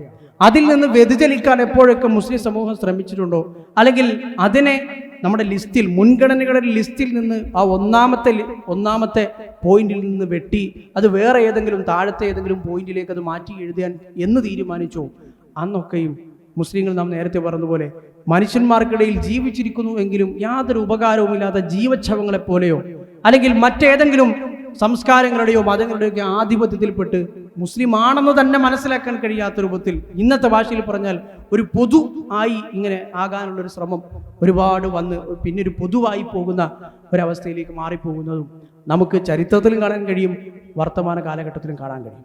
ഇബ്നു മസ്ഊദ് റളിയല്ലാഹു അൻഹു അദ്ദേഹം അള്ളാഹുവിൻ്റെ റസൂൽ സല്ലല്ലാഹു അലൈഹി വസല്ലമയെ കുറിച്ചും സ്വഹാബിമാരെ കുറിച്ചും ഒക്കെ പറയുന്ന അദ്ദേഹത്തിൻ്റെ ഒരു വാചകം നമുക്ക് ഇമാം അഹ്മദ് റഹ്മത്തുള്ളാഹി അലൈഹി അദ്ദേഹത്തിൻ്റെ മുസ്നദിൽ ഉദ്ധരിച്ചത് കാണാൻ കഴിയും. സ്വഹാബിമാർ എന്നത് അള്ളാഹുവിൻ്റെ റസൂലിൻ്റെ അനുയായികളായിരുന്ന ആ ഒന്നാമത്തെ തലമുറ, അൽ ജീലുൽ അവ്വൽ എന്ന് പറയുന്ന ഒന്നാമത്തെ തലമുറ, ഏറ്റവും ഉത്തമമായ തലമുറ, ഉത്തമമായ കാലഘട്ടം എന്ന് പറയുന്ന ആ തലമുറ അള്ളാഹു സുബ്ഹാനഹു വ തആല തെരഞ്ഞെടുത്ത തലമുറ തന്നെയായി. അബ്ദുല്ലാഹി ബിൻ മസ്ഊദ് റളിയല്ലാഹു അൻഹു പറയുകയാണ്, ഇന്നല്ലാഹ നദറ ഫീ ഖുലൂബിൽ ഇബാദ്. അള്ളാഹു സുബ്ഹാനഹു വ തആല മനുഷ്യരുടെ ഹൃദയങ്ങളിലേക്കൊക്കെയും നോക്കി അത് പരിശോധിച്ചു. അപ്പോൾ മുഹമ്മദ് നബി സല്ലല്ലാഹു അലൈഹി വസല്ലമയുടെ ഹൃദയമാണ് ഏറ്റവും ഉത്തമമായ ഹൃദയമായി കണ്ടെത്തിയതും. അങ്ങനെ മുഹമ്മദ് നബി സല്ലല്ലാഹു അലൈഹി വസല്ലം ഈ ലോകത്തിനുള്ള അന്തിമ പ്രവാചകനായി മാറി. ഫസ്തഫാഹു ലിനഫ്സിഹി ഫബ്തഅഹു ബിരിസാലതിഹി. അങ്ങനെ അള്ളാഹുവിന് വേണ്ടി പ്രവാചകനെ മുഹമ്മദ് നബി സല്ലല്ലാഹു അലൈഹി വസല്ലം തെരഞ്ഞെടുത്തു.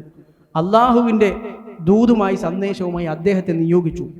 സുമ്മ നദറ ഫീ ഖുലൂബിൽ ഇബാദി. പിന്നെ റസൂലുള്ളാഹി സ്വല്ലല്ലാഹു അലൈഹി വസല്ലം അല്ലാത്ത ആളുകളുടെ ഹൃദയങ്ങൾ പരിശോധിച്ചു. അതിൽ നിന്ന് ഏറ്റവും ഉത്തമരായ കുറേ ആളുകളെ കണ്ടെത്തി. അവരെ അള്ളാഹു തെരഞ്ഞെടുക്കുകയും അള്ളാഹുവിൻ്റെ പ്രവാചകനെ പിന്തുണയ്ക്കാൻ വേണ്ടി ഇസ്ലാമിൻ്റെ ഒന്നാമത്തെ ആ മെഴുകുതിരി വെട്ടം ഏറ്റെടുത്ത് ലോകത്ത് വെളിച്ചം വിതറാനുമായി പിന്നെ അവരെയും തിരഞ്ഞെടുത്തു. ആ പ്രവാചകന് വേണ്ടി സ്വന്തം ജീവൻ പോലും അർപ്പിക്കാൻ, ഇസ്ലാമിന് വേണ്ടി പ്രാണൻ പോലും ത്യജിക്കാൻ തയ്യാറായ ഒരു സമൂഹം അങ്ങനെ ഉണ്ടായി വന്നു. ഫമാ റഅൽ മുസ്ലിമൂന ഹസനൻ ഫഹുവ ഇൻദല്ലാഹി ഹസൻ.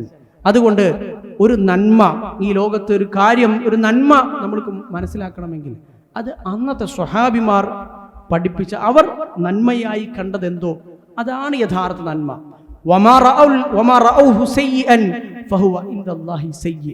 അന്നവർ തിന്മയായി മനസ്സിലാക്കിയതും പഠിപ്പിച്ചതും അവർ ലോകത്തിന് പകർന്നതും എന്തോ അതാണ് അള്ളാഹുവിൻ്റെ അടുക്കലുള്ള തിന്മ.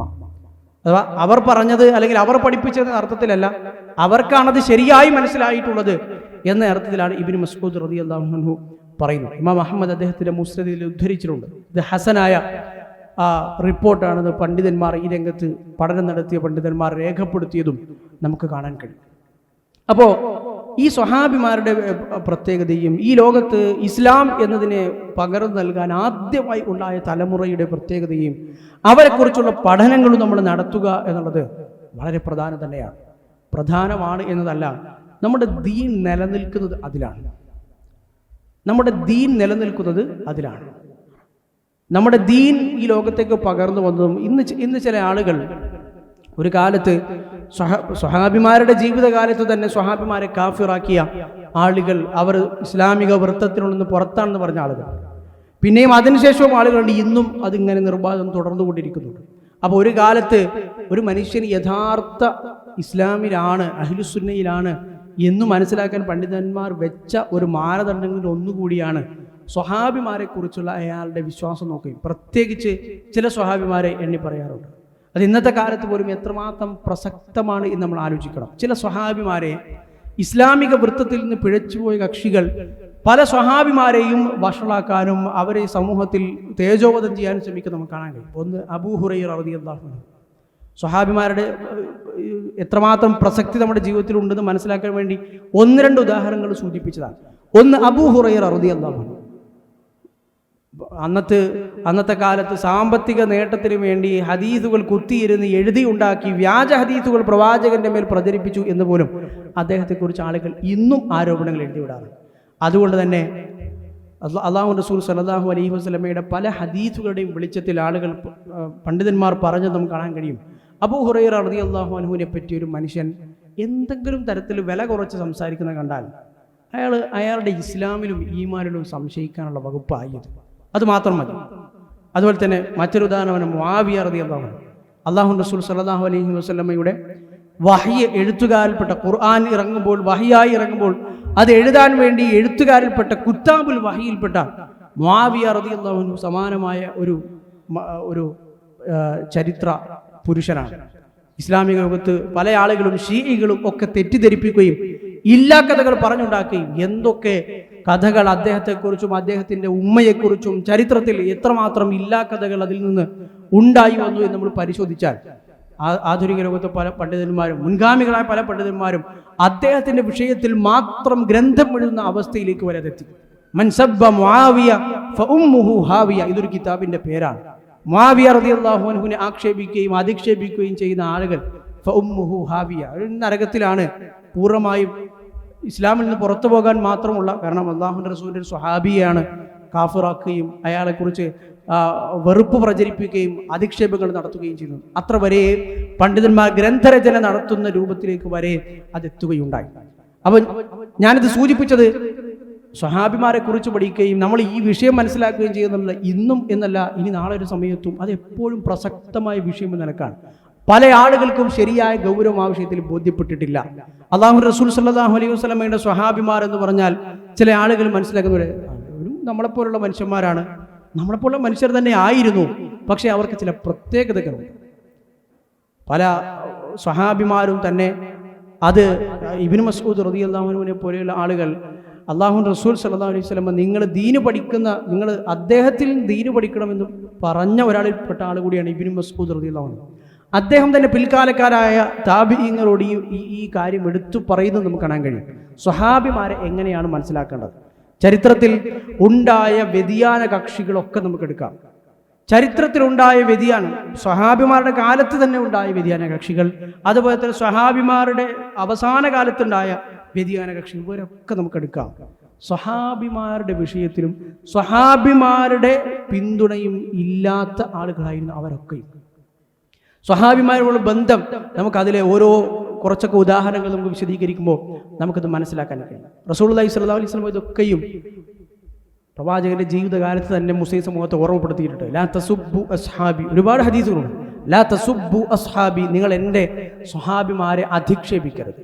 കാരണം ഫവല്ലദി നഫ്സി ബിയദി, എൻ്റെ ആത്മാവ് ആരുടെ കയ്യിലാണോ ആ അല്ലാഹു തന്നെയാണ് സത്യം. ലൗ അന്ന അഹദകും അൻഫഖ മിസ്ല ഉഹുദിൻ ദഹബൻ, ഉഹദ് മലയോളം സ്വർണം നിങ്ങളിൽ ഒരാൾ ചെലവഴിക്കാൻ തയ്യാറായാലും ചെലവഴിച്ചു, സ്വതഖ ചെയ്തു, വെറുതെ കൊടുത്തു, ദാനം കൊടുത്തു, മാ ബലഗ മുദ്ദ അഹദിഹിം വല നസീഫ, അവർ കോരിക്കൊടുത്ത, അവർ ദാനമായി കൊടുത്ത ഒരു പിടി, ഒരു മുദ്ദ് അതിനോളം വരില്ല. വല നസീഫഹു, അതിൻ്റെ പകുതി പോലും വരില്ല, എത്താൻ കഴിയില്ല. കാരണം സ്വഹാബിമാർ അത്തരത്തിലുള്ള വലിയ സേവനങ്ങൾ അർപ്പിച്ച ആളുകളാണ്. അത് സമ്പത്ത് ചെലവഴിക്കുന്നിടത്തായിരുന്നാലും ജീവൻ ചെലവഴിക്കുന്ന ഇടത്തായിരുന്നാലും എന്തും ചെലവഴിക്കുന്ന ഇടത്തായിരുന്നാലും. അത് പല സ്വഹാബിമാരെ കുറിച്ചും റസൂലുള്ളാഹി സ്വല്ലല്ലാഹു അലൈഹി വസല്ലമയുടെ ജീവചരിത്രത്തിൽ നമുക്ക് കാണാൻ കഴിയുമല്ലോ. ഇപ്പോൾ തബൂക്ക് യുദ്ധ സന്ദർഭത്തിൽ സമ്പത്ത് ചെലവഴിക്കുന്ന വിഷയത്തിലുള്ള ഒരുപാട് ഉദാഹരണങ്ങൾ നമുക്ക് അതിൽ കാണാൻ കഴിയും. അതിലേക്കൊന്നും നമ്മൾ കൂടുതൽ കടക്കുന്നില്ല. അന്ന് അബൂബക്കർ സിദ്ദീഖ് റളിയല്ലാഹു അൻഹു ഉമർ ഇബ്നു ഖത്താബ് റളിയല്ലാഹു അൻഹു തമ്മിൽ നടന്ന മാത്സര്യ ബുദ്ധിയോടുള്ള സന്ദർഭം ചരിത്രത്തിൽ നമ്മൾ കേട്ടിട്ടുമുണ്ടാകും. ഉമർ റളിയല്ലാഹു അൻഹു അന്ന് തീരുമാനിച്ചു, ഇന്നെനിക്ക് അബൂബക്കർ സിദ്ദീഖ് റളിയല്ലാഹു അൻഹു അൽ യൗം അസ്ബിഖു അബൂബക്കർ, ഞാൻ ഇന്ന് അബൂബക്കറിനെ ഞാൻ മുൻകടക്കും. അതന്ന് ഉമർ റളിയല്ലാഹു അൻഹു തീരുമാനിച്ച ഒരു മാത്സര്യ ബുദ്ധിയായിരുന്നു അദ്ദേഹത്തിന്.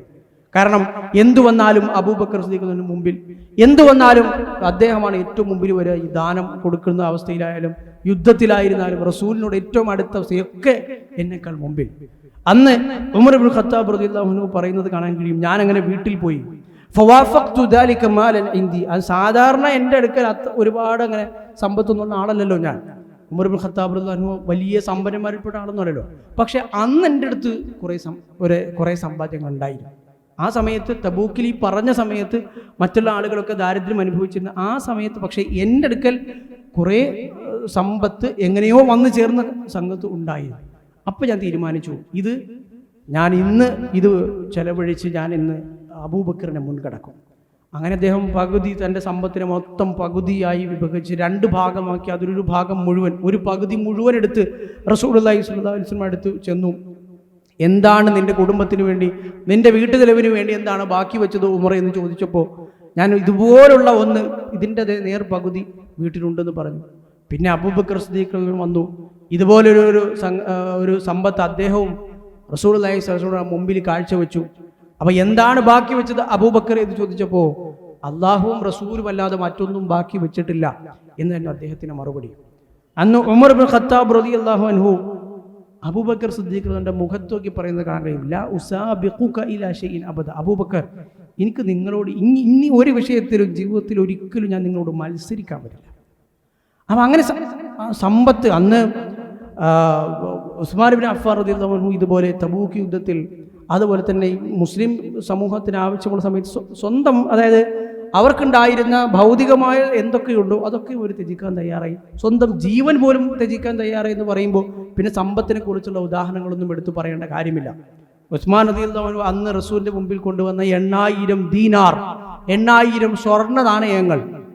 ഒരു ദീനാർ എന്ന് പറഞ്ഞാൽ സ്വർണ്ണ നാണയം, ഒരു ദിർഹം എന്ന് പറഞ്ഞാൽ വെള്ളി നാണയം, ഒരു ദീനാർ എന്ന് പറഞ്ഞാൽ ഏകദേശം ഇന്നത്തെ ഒരു 4.5 ഗ്രാം സ്വർണ്ണം അടങ്ങുന്നതാണ് ഒരു ദീനാർ, ഒരു സ്വർണ്ണ നാണയം എന്ന് പറഞ്ഞ പണ്ഡിതന്മാരെ കണക്കിൽ പല അളവുകളുമുണ്ട്. ഏതായിരുന്നു ഒരു 4 ഗ്രാം സ്വർണ്ണ നാണയം, അങ്ങനത്തെ 8000 ദീനാർ അന്ന് അദ്ദേഹം ചെലവഴിച്ചു തബൂക്ക് യുദ്ധത്തിൽ. അതുകൊണ്ട് തബൂക്കിലെ സൈന്യത്തെ സജ്ജീകരിച്ചയാൾ എന്നൊരു സ്ഥാനപ്പേരും വിശേഷണവും ഉള്ളത് ഉസ്മാൻ റളിയല്ലാഹു അൻഹുവിനാണ്. സ്വഹാബിമാരിലെ ഏറ്റവും വലിയ സമ്പന്നൻ എന്ന് പറയുന്ന അബ്ദുറഹ്മാൻ ഇബ്നു ഔഫ് റളിയല്ലാഹു അൻഹു അന്ന് കൊടുത്തത് 800 ദിർഹമായിരുന്നു, 800 വെള്ളി നാണയങ്ങളായിരുന്നു. അതേസമയത്ത് ഉസ്മാൻ റളിയല്ലാഹു കൊടുത്തത് അത്രയും വേണം. അതുമാത്രമല്ല തബൂക്ക് യുദ്ധത്തിന് വേണ്ട തൻ്റെ കയ്യിലുള്ള യാത്രാ സാമഗ്രികളില്ലാത്തവർക്ക് വാഹനവും ഒട്ടകവും ഒക്കെ ഉസ്മാൻ റളിയല്ലാഹു അൻഹു കൊടുത്തു. അതിൻ്റെ പേരിൽ തന്നെയാണ് ഉസ്മാൻ റളിയല്ലാഹു അൻഹു ഈ തബൂക്ക് യുദ്ധത്തിൽ തബൂക്ക് സൈന്യത്തെ, അതിനുവേണ്ടിയുള്ള സൈന്യത്തെ സജ്ജീകരിച്ചവന് സ്വർഗമുണ്ട് എന്ന് റസൂലുള്ളാഹി സ്വല്ലല്ലാഹു അലൈഹി വസല്ലം ഉസ്മാൻ റളിയല്ലാഹു അൻഹുവിനെ കുറിച്ച് പറഞ്ഞു. അങ്ങനെ ചെയ്ത സ്വഹാബിമാരുണ്ട്, എല്ലാം കൊടുക്കാൻ തയ്യാറായ, ത്യജിക്കാൻ തയ്യാറായ സ്വഹാബിമാരുണ്ട്. സമ്പത്തും അതുപോലെ തന്നെ സ്വന്തം ജീവനും ഒക്കെ ഈ ദീനിനു വേണ്ടി ചെലവഴിച്ച, അത് ത്യജിക്കാൻ തയ്യാറായ സ്വഹാബിമാരെ നമുക്ക് കാണാൻ കഴിയും. ഇതൊക്കെ ഉപയോഗിച്ചുകൊണ്ട് നേരത്തെ പറഞ്ഞതുപോലെ അല്ലാഹു സുബ്ഹാനഹു വ തആല തെരഞ്ഞെടുത്ത ഈ തലമുറ ഈ ലോകത്ത് നിലനിർത്തിയത് ഞാൻ നേരത്തെ സൂചിപ്പിച്ച പോലെ ഈ ദീനാണ്. ഈ ദീൻ നിലനിൽക്കുന്നത് അത് നമുക്ക് ഇന്ന് പോലും ഒരുപാട് കാര്യങ്ങൾ നമുക്ക് മനസ്സിലാക്കാൻ കഴിയുന്നൊരു മാനദണ്ഡമാണ് സ്വഹാബിമാരെന്ന് പറയുന്നത്. സ്വഹാബിമാർ എന്ന് പറഞ്ഞാൽ ഒരു അളവുകോലാണ് ദീൻ ഏതാണ് ഏതല്ല എന്ന് നമുക്ക് മനസ്സിലാക്കാൻ കഴിയുന്ന ഒന്ന്. ഇപ്പോൾ ഖുർആൻ അതും നിലനിൽക്കുന്നത്, അത് കടന്നു വന്നത്, അതിൻ്റെ ആ ചാനൽ ഉണ്ടാകുന്ന സ്വഹാബിമാരിലൂടെ തന്നെയാണ്. അവരിൽ നിന്ന് താബിഈങ്ങളിലേക്ക് ഈ ദീൻ മുഴുവനും ഹദീസുകൾ, ഖുർആനിൻ്റെ സനദും സ്വഹാബിമാരിലൂടെ തന്നെയാണ് വരുന്നത്. ഹദീസിൻ്റെ സനദും സ്വഹാബിമാരിലൂടെ തന്നെയാണ് വരുന്നത്. ഇസ്ലാമിക ചരിത്രത്തിൻ്റെയും അതുപോലെ തന്നെ ഇസ്ലാം ദീൻ മുഴുവൻ, അത് മുഴുവൻ കടന്നു വരുന്നതും ഈ ലോകത്തേക്ക് എത്തിച്ചേർന്നതും എവിടെയൊക്കെ അതിൻ്റെ കൈവഴികൾ എത്തിച്ചേർന്നിട്ടുണ്ടോ അവിടെയൊക്കെ എത്തിയതും ഈ സ്വഹാബിമാർ മുഖേന തന്നെയാണല്ലോ. അതുമാത്രമല്ല, ഈ സ്വഹാബിമാർ ഈ ലോകത്ത് അവരുടെ ജീവിതം കൊണ്ട് ഈ ലോകത്ത് ബാക്കി വെച്ചു പോയ ഏറ്റവും പ്രധാനപ്പെട്ട മറ്റൊന്നുണ്ട്. ഖുർആൻ, ഹദീസുകൾ, അതായത് ഇസ്ലാമിക പ്രമാണങ്ങൾ, ഈ ദീൻ ഒക്കെ അവർ ഈ ലോകത്ത് ശേഷിപ്പിച്ചു പോയി, കൈമാറ്റം ചെയ്ത് അവരങ്ങനെ ഈ ലോകത്ത് നിന്ന് മൺമറഞ്ഞു പോയെങ്കിലും അതിനേക്കാൾ അപ്പുറത്ത് ഒരു മനുഷ്യന്, ലോകാവസാനം വരേക്കുമുള്ള മനുഷ്യനെ ശരിയായ ദീൻ മനസ്സിലാക്കാൻ കഴിയുന്ന ഒരു കാര്യം അവർ ഈ ലോകത്ത് ബാക്കി വെച്ചു പോയി. ഒരു കാര്യം, അതിനെക്കുറിച്ച് നമുക്ക് വിശദീകരിക്കാം. അതാണ് എനിക്ക് തോന്നുന്നു ഇന്നത്തെ കാലത്ത് സ്വഹാബിമാരെ കുറിച്ച് പറയുമ്പോഴും നമ്മൾ ഉൾക്കൊള്ളുന്ന, നമ്മൾ ഈ കേരളത്തിലായിരുന്നാലും ലോകത്തിലായിരുന്നാലും യഥാർത്ഥ അഹ്ലുസുന്നയിൽ ഉൾപ്പെടുക, യഥാർത്ഥ ദീൻ മനസ്സിലാക്കുക. ഇന്ന് ലോകത്ത് ഒരുപാട് സംഘടനകളുണ്ട്, ഇന്ന് ലോകത്ത് ഒരുപാട് ഇസ്ലാമിൻ്റെ പേരിലുള്ള പല ആശയങ്ങളും കക്ഷികളും ഒക്കെയുണ്ട്. ഇവരിൽ നിന്നൊക്കെ ശരിയായ ദീൻ മനസ്സിലാക്കിയ ഒരു മനുഷ്യന് മുന്നോട്ട് പോകണമെങ്കിൽ അതിന് സ്വഹാബിമാർ അവരുടെ ജീവിതത്തിലൂടെയും വാക്കുകളിലൂടെയും പ്രവർത്തനങ്ങളെയും ഒക്കെ പഠിപ്പിച്ച ഒരു സവിശേഷമായ ഒരു കാര്യമാണ്. അതാണ് അവർ ഈ ലോകത്ത് ഏറ്റവും അവശേഷിച്ചു പോയ ഏറ്റവും പ്രധാനപ്പെട്ട കാര്യമെന്നാണ് ഞാൻ മനസ്സിലാക്കുന്നത്. ഖുർആനും ഹദീസും ഒക്കെ ഉണ്ട്, പക്ഷേ പിന്നെ അവർ ജീവിതത്തിൽ ശേഷിപ്പിച്ചു പോയ ഒരു കാര്യം, അതിനെക്കുറിച്ച് നമുക്ക് വിശദമായി ഇൻഷാ അല്ലാഹ് നിസ്കാരത്തിന് ശേഷം നമുക്ക് വിശദീകരിക്കാം. സ്വഹാബിമാരെ കുറിച്ചുള്ള ചരിത്രവും അതുപോലെ തന്നെ അല്ലാഹു റസൂൽ സല്ലല്ലാഹു അലൈഹി വസല്ലമയുടെ ആ കാലഘട്ടത്തെയും പ്രവാചകന്റെ ജീവചരിത്രവും ഒക്കെ പഠിപ്പിക്കുന്നത്. നമ്മൾ ഇപ്പോൾ ഈ ഒരു ക്ലാസ് വെച്ചതുപോലെ ഇതിൻ്റെ ഒരു പ്രാധാന്യം മനസ്സിലാക്കാൻ സ്വഹാബിമാർ ഇതിന് എത്ര പ്രാധാന്യം നൽകിയിരുന്നു എന്നുകൂടി പറഞ്ഞുകൊണ്ട് നമുക്ക് ഈ ഇശാന് മുമ്പുള്ള ഈ സെഷൻ അവസാനിപ്പിക്കാം. സ്വഹാബിമാരുടെ ജീവിത കാലഘട്ടത്തിൽ നമ്മൾ നേരത്തെ പറഞ്ഞ പോലെ ഖുർആൻ ദീന് പഠിക്കണമെങ്കിൽ മനസ്സിലാക്കണമെങ്കിൽ ഒരു മനുഷ്യന് പരലോകത്ത് വിജയിക്കണമെങ്കിൽ ഒന്നാമത് ഖുർആൻ, അതുപോലെ തന്നെ ഹദീസ്, ഈ പറഞ്ഞ കാര്യങ്ങളൊക്കെയും പഠിക്കണം. ഖുർആൻ പഠിക്കുന്നതിൽ സ്വഹാബിമാരുടെ ജീവിതത്തിൽ നിന്ന് ഉദാഹരണങ്ങൾ ഉദ്ധരിക്കേണ്ടതുണ്ട് എനിക്ക് തോന്നുന്നില്ല. സൂറത്തുൽ ബഖറയും സൂറത്തു ആലു ഇമ്രാനും മാത്രം പഠിച്ചിരുന്ന സ്വഹാബിമാരോട് മറ്റ് സ്വഹാബിമാർ കാണിച്ചിരുന്നത് എങ്ങനെയായിരുന്നു എന്ന് ചരിത്രത്തിൽ മാത്രം നോക്കിയാൽ ആ ഒരൊറ്റ ഉദാഹരണത്തിലൂടെ ഖുർആനോടുള്ള സമീപനം നമുക്ക് മനസ്സിലാക്കാൻ കഴിയും. സ്വഹാബിമാരുടെ കാലഘട്ടത്തിൽ സ്വഹാബിമാർക്കിടയിൽ സൂറത്തുൽ ബഖറയും സൂറത്തു ആലു ഇമ്രാനും മാത്രം ഹിഫ്ദുള്ള സ്വഹാബിമാർ ഇങ്ങനെ നടന്നു പോയാൽ യുഷാറു ഇലൈഹിം ബിൽ ബുനാൻ, മറ്റ് സ്വഹാബിമാർ അവരിങ്ങനെ വിരല് ചൂണ്ടിക്കാണിക്കുമായിരുന്നതാണ്. നമ്മളിന്ന് വലിയ നേട്ടങ്ങൾ കൈവരിച്ചൊരു മനുഷ്യനിങ്ങനെ നമ്മുടെ മുമ്പിലൂടെ നടന്നു പോവാണ്. വലിയ ഏതെങ്കിലും ഒരു രംഗത്ത്, അയാളുടേതായ മേഖലയിൽ ഒരു ബിസിനസ് രംഗത്ത് വലിയ ലാഭമുണ്ടാക്കിയ വലിയൊരു ബിസിനസ് സാമ്രാജ്യം കെട്ടിപ്പടുത്തൊരു മനുഷ്യൻ, വലിയ ഉന്നതമായ ഏതെങ്കിലും വിദ്യാഭ്യാസ യോഗ്യതകൾ നേടിയൊരു മനുഷ്യൻ, അയാൾ നടന്നു നമ്മൾ പറയുന്നത് ഇന്ന മനുഷ്യനാണ് ഈ പോകുന്നത്. അതായിരുന്നു ഖുർആന്റെ വിഷയത്തിൽ ഞാൻ വിവിധ ഉദാഹരണങ്ങളിൽ നിന്ന് പറഞ്ഞു എന്ന് മാത്രം. ഹദീസുകളുടെ വിഷയത്തിലാണെങ്കിൽ ജാബിർ ഇബ്നു അബ്ദുല്ലാ റളിയല്ലാഹു അൻഹുവിനെ പോലെയുള്ള ആളുകൾ ഒരൊറ്റ ഹദീസിനു വേണ്ടി തൻ്റെ അടുക്കൽ വാഹനമില്ലാതിരുന്നിട്ട് അതിനുവേണ്ടി വാഹനം വാങ്ങി അന്ന് 1000-ന് അപ്പുറം ഏകദേശം 1000-ഓളം കിലോമീറ്ററുകൾ അന്നത്തെ കണക്കിലുണ്ടായിരുന്ന സിറിയയിലേക്ക് അബ്ദുല്ലാഹി ഇബ്നു ഉനൈസ് റളിയല്ലാഹു അൻഹു കാണാൻ പോയ ചരിത്രം സ്വഹാബികളിൽ കാണാൻ കഴിയും. ഒരൊറ്റ ഹദീസ് മനസ്സിലാക്കാൻ പറ്റും. അങ്ങനെ നിരവധി സ്വഹാബിമാർ പലരും മിസ്റിലേക്ക് യാത്ര ചെയ്ത സ്വഹാബിമാരുണ്ട്. മിസ്റിൽ ഉഖബത്ത് ഇബ്നു നാഫി റളിയല്ലാഹു അൻഹുവിനെ കാണാൻ വേണ്ടി മിസ്ർ വരെ ഒട്ടകമില്ല, ഒട്ടകം വാടകയ്ക്ക് വാങ്ങി അവിടെ ചെന്നു. അല്ലാഹു റസൂൽ സല്ലല്ലാഹു അലൈഹി വസല്ലമ ഒരു മുഅ്മിനിന്റെ കുറവുകളും ന്യൂനതകളും ഈ ലോകത്ത് വെച്ച് മറച്ചു വെച്ചാൽ പരലോകത്ത് അവന്റെ ന്യൂനതകൾ അല്ലാഹു മറച്ചു വെക്കുമെന്ന ഹദീസാണ് അദ്ദേഹം കേൾക്കാൻ പോയത്. കേട്ടു. ഉഖബത്ത് ഇബ്നു നാഫി റളിയല്ലാഹു അൻഹു പറഞ്ഞു, ഇത്ര ദൂരം യാത്ര ചെയ്ത് വന്നതല്ലേ, ഒരു 2-3 ദിവസം കൂടെ താമസിച്ചിട്ട് തിരിച്ചു പോയപ്പോൾ ഇല്ല, എൻ്റെ ലക്ഷ്യം അള്ളാഹുവിൻ്റെ റസൂലിൻ്റെ ഈ ഹദീസ് നേരിട്ട് കേട്ട് നിങ്ങളിൽ നിന്ന് പഠിക്കുക എന്നതായിരുന്നു. അത് മാത്രമാണ് എൻ്റെ ഉദ്ദേശം, അല്ലാതെ വേറൊന്നിനുള്ള ഞാൻ വന്നു. അദ്ദേഹം അവിടെ ആ അദ്ദേഹത്തിൻ്റെ ക്ഷണം സ്വീകരിക്കാതെ തിരിച്ചുപോയി എന്ന് ചരിത്രത്തിൽ കാണാൻ കഴിയും. അതുപോലെ തന്നെ മറ്റൊന്നാണ്, നമ്മളിപ്പോൾ സ്വഹാബിമാരുടെ ചരിത്രവും സ്വഹാബിമാരുടെ ജീവിതവും പഠിക്കുന്നത് പോലെ അന്ന് അവർ അള്ളാഹുവിൻ്റെ റസൂലിൻ്റെ ജീവിതവും അള്ളാഹുവിൻ്റെ റസൂലിൻ്റെ കൂടെ ഉണ്ടായിരുന്ന പ്രവാചകൻ്റെ ജീവിത സന്ദർഭങ്ങളും വരും തലമുറയ്ക്ക് പഠിപ്പിച്ചു കൊടുത്തിരുന്നു എന്നുള്ളത്. പല സ്വഹാബിമാരുടെയും മക്കളുടെ വാചകങ്ങൾ ഇതുമായി ബന്ധപ്പെട്ട് നമുക്ക് കാണാൻ കഴിയും. ഉദാഹരണത്തിന് ഹുസൈൻ റളിയല്ലാഹു അൻഹു, അദ്ദേഹം അള്ളാഹുവിൻ്റെ റസൂലിൻ്റെ പേരക്കുട്ടിയാണ്. അദ്ദേഹത്തിൻ്റെ മകൻ അലി, ഹുസൈൻ അള്ളാഹുവിൻ്റെ മകൻ അലി, പ്രവാചകന്റെ പേരക്കുട്ടിയുടെ മകൻ, അദ്ദേഹം സൈനുൽ ആബിദീൻ എന്ന ചരിത്രത്തിൽ അറിയപ്പെട്ട അദ്ദേഹം പറയുന്നത് കാണാൻ കഴിയും. കുന്നാ നുഅല്ലമു മഗാസിയൻ നബി സല്ലല്ലാഹു അലൈഹി വസല്ലം, അല്ലാഹുവിൻ്റെ റസൂൽ സല്ലല്ലാഹു അലൈഹി വസല്ലമയുടെ കാലത്ത് നടന്ന ചരിത്ര സന്ദർഭങ്ങൾ, പ്രവാചകന്റെ സീറ, അന്നത്തെ അറിയപ്പെട്ടിരുന്ന മഗാസി എന്നായിരുന്നു. പ്രവാചകന്റെ യുദ്ധങ്ങൾ ആയിരുന്നു അതിൽ പ്രധാനമായി ഉള്ളത് എന്നതുകൊണ്ട് മഗാസി എന്നായിരുന്നു ആ ഒരു ചരിത്രം മൊത്തം അറിയപ്പെട്ടിരുന്നത്. നമ്മളത് പഠിപ്പിക്കപ്പെട്ടിരുന്നു. നമ്മുടെ ഉപ്പമാർ അഥവാ എൻ്റെ ഉപ്പ എന്നെ അത് പഠിപ്പിച്ചിരുന്നു. ഖുർആൻ, ഖുർആനിൽ നിന്നൊരു സൂറത്ത് പഠിപ്പിക്കുന്നത് പോലെ ഞങ്ങൾ അതും പഠിച്ചിരുന്നു. നമ്മൾ നേരത്തെ പറഞ്ഞ സഅദ് ഇബ്നു അബീ വഖാസ് എന്നവൻ്റെ പേരക്കുട്ടി ഇസ്മായിൽ, അദ്ദേഹം ഉദ്ധരിക്കുന്നത് കാണാൻ കഴിയും. കാന അബീ യുഅല്ലിമുനൽ മഗാസി, എൻ്റെ ഉപ്പ എന്നെ അള്ളാഹുവിൻ്റെ പ്രവാചകന്റെ ചരിത്രം പഠിപ്പിച്ചിരുന്നു, അന്ന് നടന്ന യുദ്ധങ്ങളെക്കുറിച്ച് പഠിപ്പിച്ചിരുന്നു. എന്തിനു വേണ്ടിയാണ് അത് നടന്നത് എന്ന്, അന്ന് സ്വഹാബിമാർ ഇതിൽ പങ്കെടുത്തത് എന്തിനു വേണ്ടിയാണ് എന്നതിനെക്കുറിച്ച്, അവരെന്തിനു വേണ്ടിയാണ് ആ യുദ്ധത്തിൽ പങ്കെടുത്തത്, എന്തായിരുന്നു അവരുടെ വിജയകാരണവും പരാജയ കാരണവും, അത് പഠിച്ചിരുന്നു എന്നുള്ളതാണ്. അപ്പോൾ നമ്മളിപ്പോൾ ചെയ്തുകൊണ്ടിരിക്കുന്നതും നമ്മൾ ഭാവിയിൽ ചെയ്യേണ്ടതും നമ്മുടെ വരും തലമുറയുടെ വിഷയത്തിലും നമ്മുടെ വിഷയത്തിലും നമ്മൾ ശ്രദ്ധിക്കേണ്ടതുമായ കാര്യമാണ് നമ്മുടെ മുൻഗാമികളെ അറിയുകയും അതിൽ ഒന്നാമതായി അള്ളാഹു റസൂൽ സല്ലല്ലാഹു അലൈഹി വസല്ലമയുടെ ജീവചരിത്രവും അള്ളാഹുവിൻ്റെ റസൂലിൻ്റെ ജീവചരിത്രത്തിൽ ഒരിക്കലും നമുക്ക് വേർപെടുത്താൻ കഴിയാത്ത പ്രവാചകന്റെ അനുചരന്മാരുടെ സ്വഹാബിമാരുടെ അവർ ഉൾക്കൊള്ളുന്ന ആ സന്ദർഭങ്ങളെയും പഠന വിധേയമാക്കുക എന്നത്. ഖുർആനിലെ ഒരു അധ്യായം പോലെ അത് പഠിപ്പിച്ചിരുന്ന സ്വഹാബിമാരുണ്ട് തങ്ങളുടെ മക്കളെ എന്നാണല്ലോ നമുക്ക് ഈ വാചകങ്ങളിൽ നമുക്ക് മനസ്സിലാക്കാൻ കഴിയുന്നത്. അപ്പോൾ ഇത് പഠിക്കുകയും മനസ്സിലാക്കുകയും ഇതിൽ വായന നടത്തുകയും അത് കേൾക്കുകയും ചെയ്യുക എന്നത് അത് നമ്മുടെ ദീനിൻ്റെ തന്നെ ഭാഗമാണ് എന്നും ദീൻ സംരക്ഷിക്കുന്നതിൻ്റെ പടികളിൽ ഒന്നാണ് എന്നുകൂടി നമ്മൾ തിരിച്ചറിയേണ്ടതുണ്ട്. സ്വഹാബിമാരുടെ ജീവിതത്തിൽ നിന്ന് നമുക്ക് കിട്ടാൻ കഴിയുന്ന കുറേ പാഠങ്ങൾ, അവർ ഈ ലോകത്ത് പകർന്നു നൽകിയ ഈ ദീനിൻ്റെ അടിസ്ഥാനങ്ങൾ, പ്രമാണങ്ങൾ, വരും തലമുറയ്ക്ക് പകർന്നു കൊടുക്കേണ്ട പ്രധാനപ്പെട്ട കാര്യങ്ങൾ, അതിൽ ചിലത് ഒക്കെ നമ്മളിവിടെ വിശദീകരിച്ചു.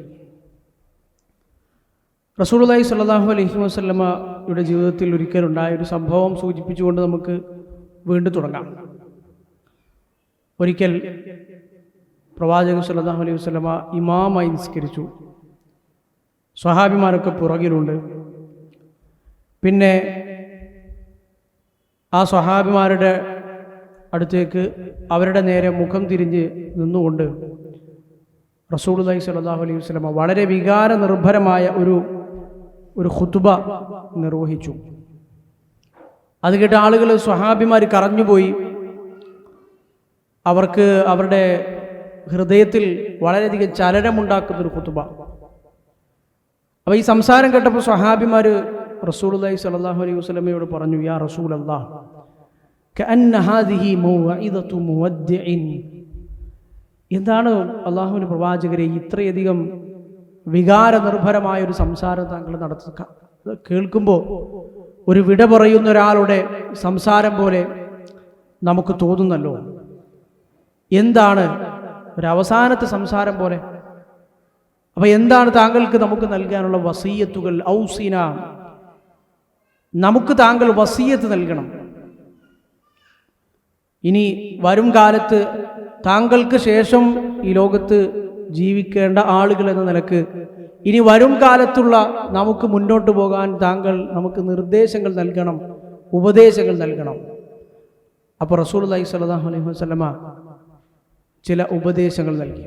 ആ സന്ദർഭം മനസ്സിലാകുമല്ലോ. ആ ഹദീസിൻ്റെ തുടക്കം പറയുമ്പോൾ തന്നെ പ്രവാചകന്റെ സംസാരം, അത് കേട്ട് സ്വഹാബിമാർക്കുണ്ടാകുന്ന അവരുടെ പ്രതികരണം. ഇനി ഒരു അവസാനത്തെ ഉപദേശമാണെങ്കിൽ ഒരു മനുഷ്യൻ എന്തുപദേശം നൽകുമോ അത് എത്രത്തോളം പ്രധാനമുള്ളതായിരിക്കുമോ അതുപോലുള്ളൊരു ഉപദേശം റസൂലുള്ളാഹി സ്വല്ലല്ലാഹു അലൈഹി വസല്ലം നൽകുന്നു. അപ്പോൾ പറയാൻ പോകുന്ന കാര്യങ്ങളും ആ ഉപദേശവും ഏറ്റവും സുപ്രധാനമായ കാര്യങ്ങൾ ഉൾക്കൊള്ളും എന്നതിൽ തർക്കമില്ല. റസൂലുള്ളാഹി സ്വല്ലല്ലാഹു അലൈഹി വസല്ലം തുടങ്ങി, ഊസിക്കും ബിതഖ്വല്ലാഹ് വസ്സംഇ വത്താഅ. അല്ലാഹുവിനുള്ള സൂക്ഷ്മത, തഖ്വ, അതുകൊണ്ട് ഞാൻ നിങ്ങളോട് വസിയത്ത് ചെയ്യുന്നു. വസ്സംഇ വത്താഅ വഇൻ അബ്ദൻ ഹബശിയൻ, ഒരു ആഫ്രിക്കക്കാരനായ എത്യോപ്യക്കാരനായ ഹബശി നാട്ടുകാരനായ ഒരു അടിമ നിങ്ങളുടെ മേൽ ഉത്തരവാദിത്വം ഏൽപ്പിക്കപ്പെട്ട് അയാൾ നിങ്ങളുടെ നേതാവായി വന്നാൽ അയാൾ പറയുന്നത് കേൾക്കുകയും അതനുസരിക്കുകയും ചെയ്യണം എന്നതും ഞാൻ നിങ്ങളോട് വസിയത്ത് ചെയ്യുന്നു. മുസ്ലിം സമൂഹം എക്കാലത്തും പാലിക്കേണ്ട ഒരു മര്യാദയാണത്. 3 ആളുകൾ യാത്ര ചെയ്യുമ്പോൾ പോലും ഒരു മനുഷ്യനെ അമീറാക്കണം എന്ന് പറഞ്ഞ പ്രവാചകന്റെ അധ്യാപനങ്ങളിൽ നിന്ന് ഒരു സമൂഹം എത്രത്തോളം കെട്ടുറപ്പോടും ഐക്യത്തോടും കൂടി മുന്നോട്ട് പോകണം, അതിനെത്രത്തോളം പ്രാധാന്യമുണ്ട് എന്നും അള്ളാഹുവിൻ്റെ റസൂലിൻ്റെ വഫാത്തിന് ശേഷം മുസ്ലിങ്ങൾ വളരെ ശ്രദ്ധിക്കേണ്ട ഒരു കാര്യമാണ് എന്നും രണ്ടാമത് എണ്ണി പറഞ്ഞതിലൂടെ നമുക്ക് മനസ്സിലാക്കാൻ കഴിയും.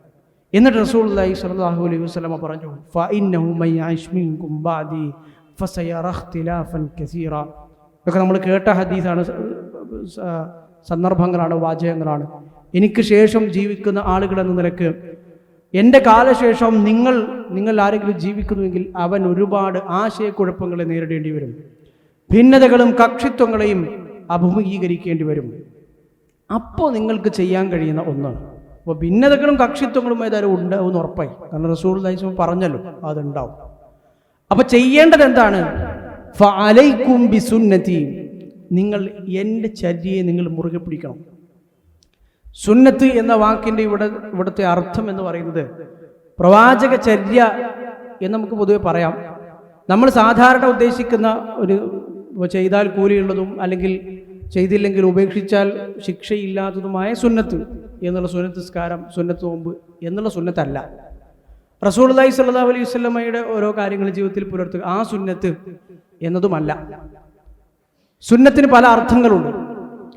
ഈ നേരത്തെ പറഞ്ഞ 2 അർത്ഥവും സുന്നത്തിൻ്റെ അർത്ഥങ്ങൾ തന്നെയാണ്. പക്ഷേ സുന്നത്തിന് ഈ ഹദീസിലും അതുപോലെ തന്നെ പൊതുവായി ആദ്യകാലങ്ങളിൽ സ്വഹാബിമാരും തബഉത്താബിഈങ്ങളും ആദ്യകാല നൂറ്റാണ്ടുകളിൽ ഉപയോഗിക്കപ്പെട്ടിരുന്ന ഏറ്റവും പ്രധാനപ്പെട്ട അർത്ഥം ശരിയായ അഖീദയുള്ള, ശരിയായ വിശ്വാസവും ആദർശവുമുള്ള അള്ളാഹുവിൻ്റെ റസൂല് പഠിപ്പിച്ച ദീൻ എന്ന അർത്ഥമാണ്. അതിനാണ് അസ്സുന്ന എന്ന് ആദ്യകാലത്ത് പറഞ്ഞിരുന്നത്. നമ്മൾ ഉദ്ദേശിക്കുന്ന സുന്നത്തിനുള്ള അർത്ഥവുമുണ്ട്, അങ്ങനെയും ഉപയോഗിക്കും. അതുകൊണ്ടാണ് ആദ്യകാലത്ത് ഹിജ്റ 3-ാം നൂറ്റാണ്ടിലും ഹിജ്റ 4-ാം നൂറ്റാണ്ടിലും വലിയ വലിയ മുൻഗാമികളായ പണ്ഡിതന്മാരൊക്കെ അഖീദയുടെ കിതാബ് എഴുതുമ്പോൾ, അതായത് വിശ്വാസ കാര്യങ്ങൾ, ഒരു മനുഷ്യൻ്റെ അടിസ്ഥാനപരമായ ഒരു ഇസ്ലാമിൻ്റെ അടിസ്ഥാന കാര്യങ്ങൾ ഉൾക്കൊള്ളുന്ന, വിശ്വാസ കാര്യങ്ങൾ ഉൾക്കൊള്ളുന്ന ഗ്രന്ഥങ്ങൾ എഴുതുമ്പോൾ അവരതിന് കിതാബു സുന്ന എന്ന് പേരിട്ടു. അസ്സുന്ന എന്ന് പറഞ്ഞാൽ ഇസ്ലാം, യഥാർത്ഥ ദീൻ. കാരണം അന്ന് ഒരുപാട് പുതിയ പുതിയ ഖവാരിജികൾ, ഷീഇകൾ, ഖദരികൾ, ഇതുപോലുള്ള പല കക്ഷികളും വന്നു. അവരിൽ നിന്ന് വേർതിരിച്ചു മനസ്സിലാക്കണമെങ്കിൽ അങ്ങനെ ഒരു പേര് അവർ സ്വീകരിച്ചു, അസ്സുന്ന. അതിൽ നിന്നാണ് ഈ സുന്നികൾ വന്നത്. യഥാർത്ഥ അതിൽ നിന്നാണ് അഹ്ലു സുന്നത്തി വൽ ജമാഅ വന്നത്. അല്ലാതെ അല്ലാഹുവിൻ്റെ റസൂലിൻ്റെ സുന്നത്ത് മാത്രം സ്വീകരിക്കുന്നവരാണ് അഹ്ലു സുന്ന എന്നല്ലല്ലോ. അഹ്ലു സുന്ന എന്ന് പറയുമ്പോൾ ആ ദീൻ, യഥാർത്ഥ ദീൻ പിൻപറ്റുന്ന, യഥാർത്ഥ അഖീദ പിൻപറ്റുന്ന ആളുകൾ. ഇമാം അഹ്മദിന് കിതാബുണ്ട് ഉസൂലു സുന്ന, സുന്നത്തിന്റെ അസ്ലുകൾ, സുന്നത്തിന്റെ അടിസ്ഥാനങ്ങൾ. അതിനർത്ഥം ഈ സുന്നത്ത് കാര്യങ്ങൾ അല്ലെങ്കിൽ സുന്നത്തായ കാര്യങ്ങൾ, അല്ലാഹു റസൂലിന്റെ ഹദീസ്, ഇതിന്റെ അടിസ്ഥാനങ്ങൾ എന്നല്ല, ദീനിന്റെ അടിസ്ഥാനങ്ങൾ എന്നാണ്. യഥാർത്ഥ ദീനിന്റെ, യഥാർത്ഥ അഖീദയുടെ അടിസ്ഥാനങ്ങൾ. ഒരുപാട് പണ്ഡിതന്മാർക്കുണ്ട്. മുൻകാല ആദ്യകാലത്ത് അഖീദയുടെ കിതാബിന് സുന്ന എന്ന പേര് പ്രചാരത്തിലുള്ള ഒന്നായിരുന്നു. അപ്പൊ ഫഅലൈക്കും ബിസുന്നതി, ഇതൊക്കെ ഈ പറഞ്ഞ അർത്ഥങ്ങളൊക്കെ ഇതിൽ ഉൾക്കൊള്ളും. ഫഅലൈക്കും ബിസുന്നതി, നിങ്ങൾ എൻ്റെ ചര്യ, ഞാൻ കൊണ്ടുവന്ന ശരിയായ ദീൻ, എൻ്റെ നിലപാടിനെ, എൻ്റെ ആദർശത്തെ, നയ നിലപാടുകളിൽ നിങ്ങൾ ശരിയായി മുറുകെ പിടിക്കണം. അത് കഴിഞ്ഞ് അവിടെ നിർത്തിയില്ല. അത് മാത്രം മുറുകെ പിടിച്ചാൽ പോരാ. വസുന്നത്തിൽ ഖുലഫാഇർ റാഷിദീനൽ മഹ്ദിയീൻ, ആ വാചകങ്ങളുടെ കൃത്യത എത്രമാത്രമുണ്ട് എന്ന് നമുക്ക് ഇസ്ലാമിക ചരിത്രം പരിശോധിച്ചാൽ ഇന്ന് പോലും ഒരു മനുഷ്യന് ദീൻ മനസ്സിലാക്കുന്നിടത്തുള്ള ആ ഒരു ഒറ്റ വാചകത്തിന്റെ, ആ ഒരു ആഡിങ് വന്നതിന്റെ കൃത്യത, അതിന്റെ ഉപകാരം എത്രത്തോളം നമുക്ക് മനസ്സിലാക്കാൻ കഴിയും. അതുമാത്രം പോരാ, എൻ്റെ പിൻഗാമികളുടെ, വിശിഷ്യ എൻ്റെ ഖലീഫമാരുടെ, സച്ചരിതരായ എൻ്റെ പിൻഗാമികളുടെ ചര്യയെയും നിങ്ങൾ മുറുകെ പിടിക്കണം. അവരുടെ സുന്നത്തിനെയും നിങ്ങൾ മുറുകെ പിടിക്കണം. വെറുതെ ഒന്ന് പിടിച്ചാൽ പോരാ, തമസ്സകൂ ബിഹാ, അങ്ങേറ്റം അതിനെ മുറുകെ പിടിക്കണം, അതിനോട് ചേർന്ന് നിൽക്കണം. വാദ്ദു അലൈഹാ ബിന്നവാജിദ്, അത്രയും പോരാ, അണപ്പല്ല് കൊണ്ട് കടിച്ചു പിടിക്കാൻ കഴിയുമെങ്കിൽ കടിച്ചു പിടിക്കാം. എങ്കിലേ ആ ആശയക്കുഴപ്പങ്ങൾ ഉണ്ടാകുമ്പോൾ ഏതാണ് ശരി, ഏതാണ് തെറ്റ്, ഏതാണ് ശരിയായ ദീൻ, ഏതാണ് ശരിയായ അഖീദ, ഏതാണ് പ്രവാചകൻ പഠിപ്പിച്ച ദീൻ ഏതാണ് എന്ന് പഠിച്ചു മനസ്സിലാക്കണമെങ്കിൽ ഇത് കൃത്യമായി പിന്തുടർന്നാലേ മതിയാവും. പിന്നെ പറഞ്ഞു വഇയ്യാകും വമുഹ്ദസാത്തിൽ ഉമൂർ, പുതിയതായി വരുന്ന കാര്യങ്ങളെ നിങ്ങൾ സൂക്ഷിക്കണം, ജാഗ്രത പാലിക്കണം. ഫഇന്ന കുല്ല മുഹ്ദസത്തിൻ ബിദ്അ, എല്ലാ പുതുതായി ഉണ്ടാകുന്നതും ബിദ്അത്തുകളാണ്, എല്ലാ ബിദ്അത്തുകളും വഴികേടുകളാണ് എന്ന് റസൂലുള്ളാഹി സ്വല്ലല്ലാഹു അലൈഹി വസല്ലം പഠിപ്പിച്ചു. ആ ഹദീസ് ഇമാം അബൂ ദാവൂദ്, അതുപോലെ തന്നെ മറ്റു പല ഹദീസ് പണ്ഡിതന്മാരും ഒക്കെ ഉദ്ധരിച്ച ആ ഹദീസ് അവിടെ അവസാനിച്ചു. ഈ ഒരൊറ്റ കാര്യത്തിൽ നിന്നും അള്ളാഹുവിൻ്റെ റസൂൽ സല്ലല്ലാഹു അലൈഹി വസല്ലമയുടെ ആ ചര്യയും ആ സുന്നത്തും മുറുകെ പിടിക്കുന്നത് പോലെ തന്നെ അള്ളാഹുവിൻ്റെ റസൂലിൻ്റെ സ്വഹാബിമാരുടെ ചര്യയെയും മുറുകെ പിടിക്കുക എന്ന് പറഞ്ഞതിൽ നിന്നുണ്ടാകുന്ന വ്യത്യാസം വളരെ വലുതാണ്, വളരെ വലുതാണ്.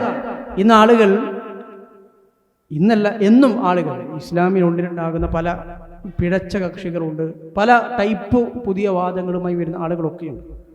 ഇവരൊക്കെ നമ്മൾ പറയുന്നത് ശ്രദ്ധിച്ചു നോക്കിയാൽ ഇവരൊക്കെയും പറയുന്നത് നമ്മൾ ഖുർആൻ തന്നെയാണ് പറയുന്നത്, നമ്മളും ഹദീസ് തന്നെയാണ് പറയുന്നത് എന്നാണ്. അല്ലാതെ ഇന്നത്തെയോ അല്ലെങ്കിൽ അന്നത്തെയോ ഖവാരിജികളും ഖദരികളും അതുപോലെ തന്നെ ഈ ഇസ്ലാമിക ലോകത്ത് അന്ന് വന്ന ആളുകളും പറഞ്ഞത് ഞങ്ങൾ ഖുർആനാണല്ലോ ഓതുന്നത്, ഞങ്ങളുടേതാണ് ശരിയായ ആശയം, ഞങ്ങൾ ഓതുന്നത് ഖുർആൻ. ഖവാരിജികൾ ഓതി ഇനിൽ ഹുക്മു ഇല്ലാ ലില്ലാഹ്, ഖുർആനിലെ ആയത്താണ്, വേറെ എന്തെങ്കിലും ചെയ്യാൻ പറ്റുമോ? ഞങ്ങൾ പറയുന്നത് ഹദീസാണ്, പിന്നെന്താ ഞങ്ങളെ പിൻപറ്റിയാൽ പ്രശ്നം?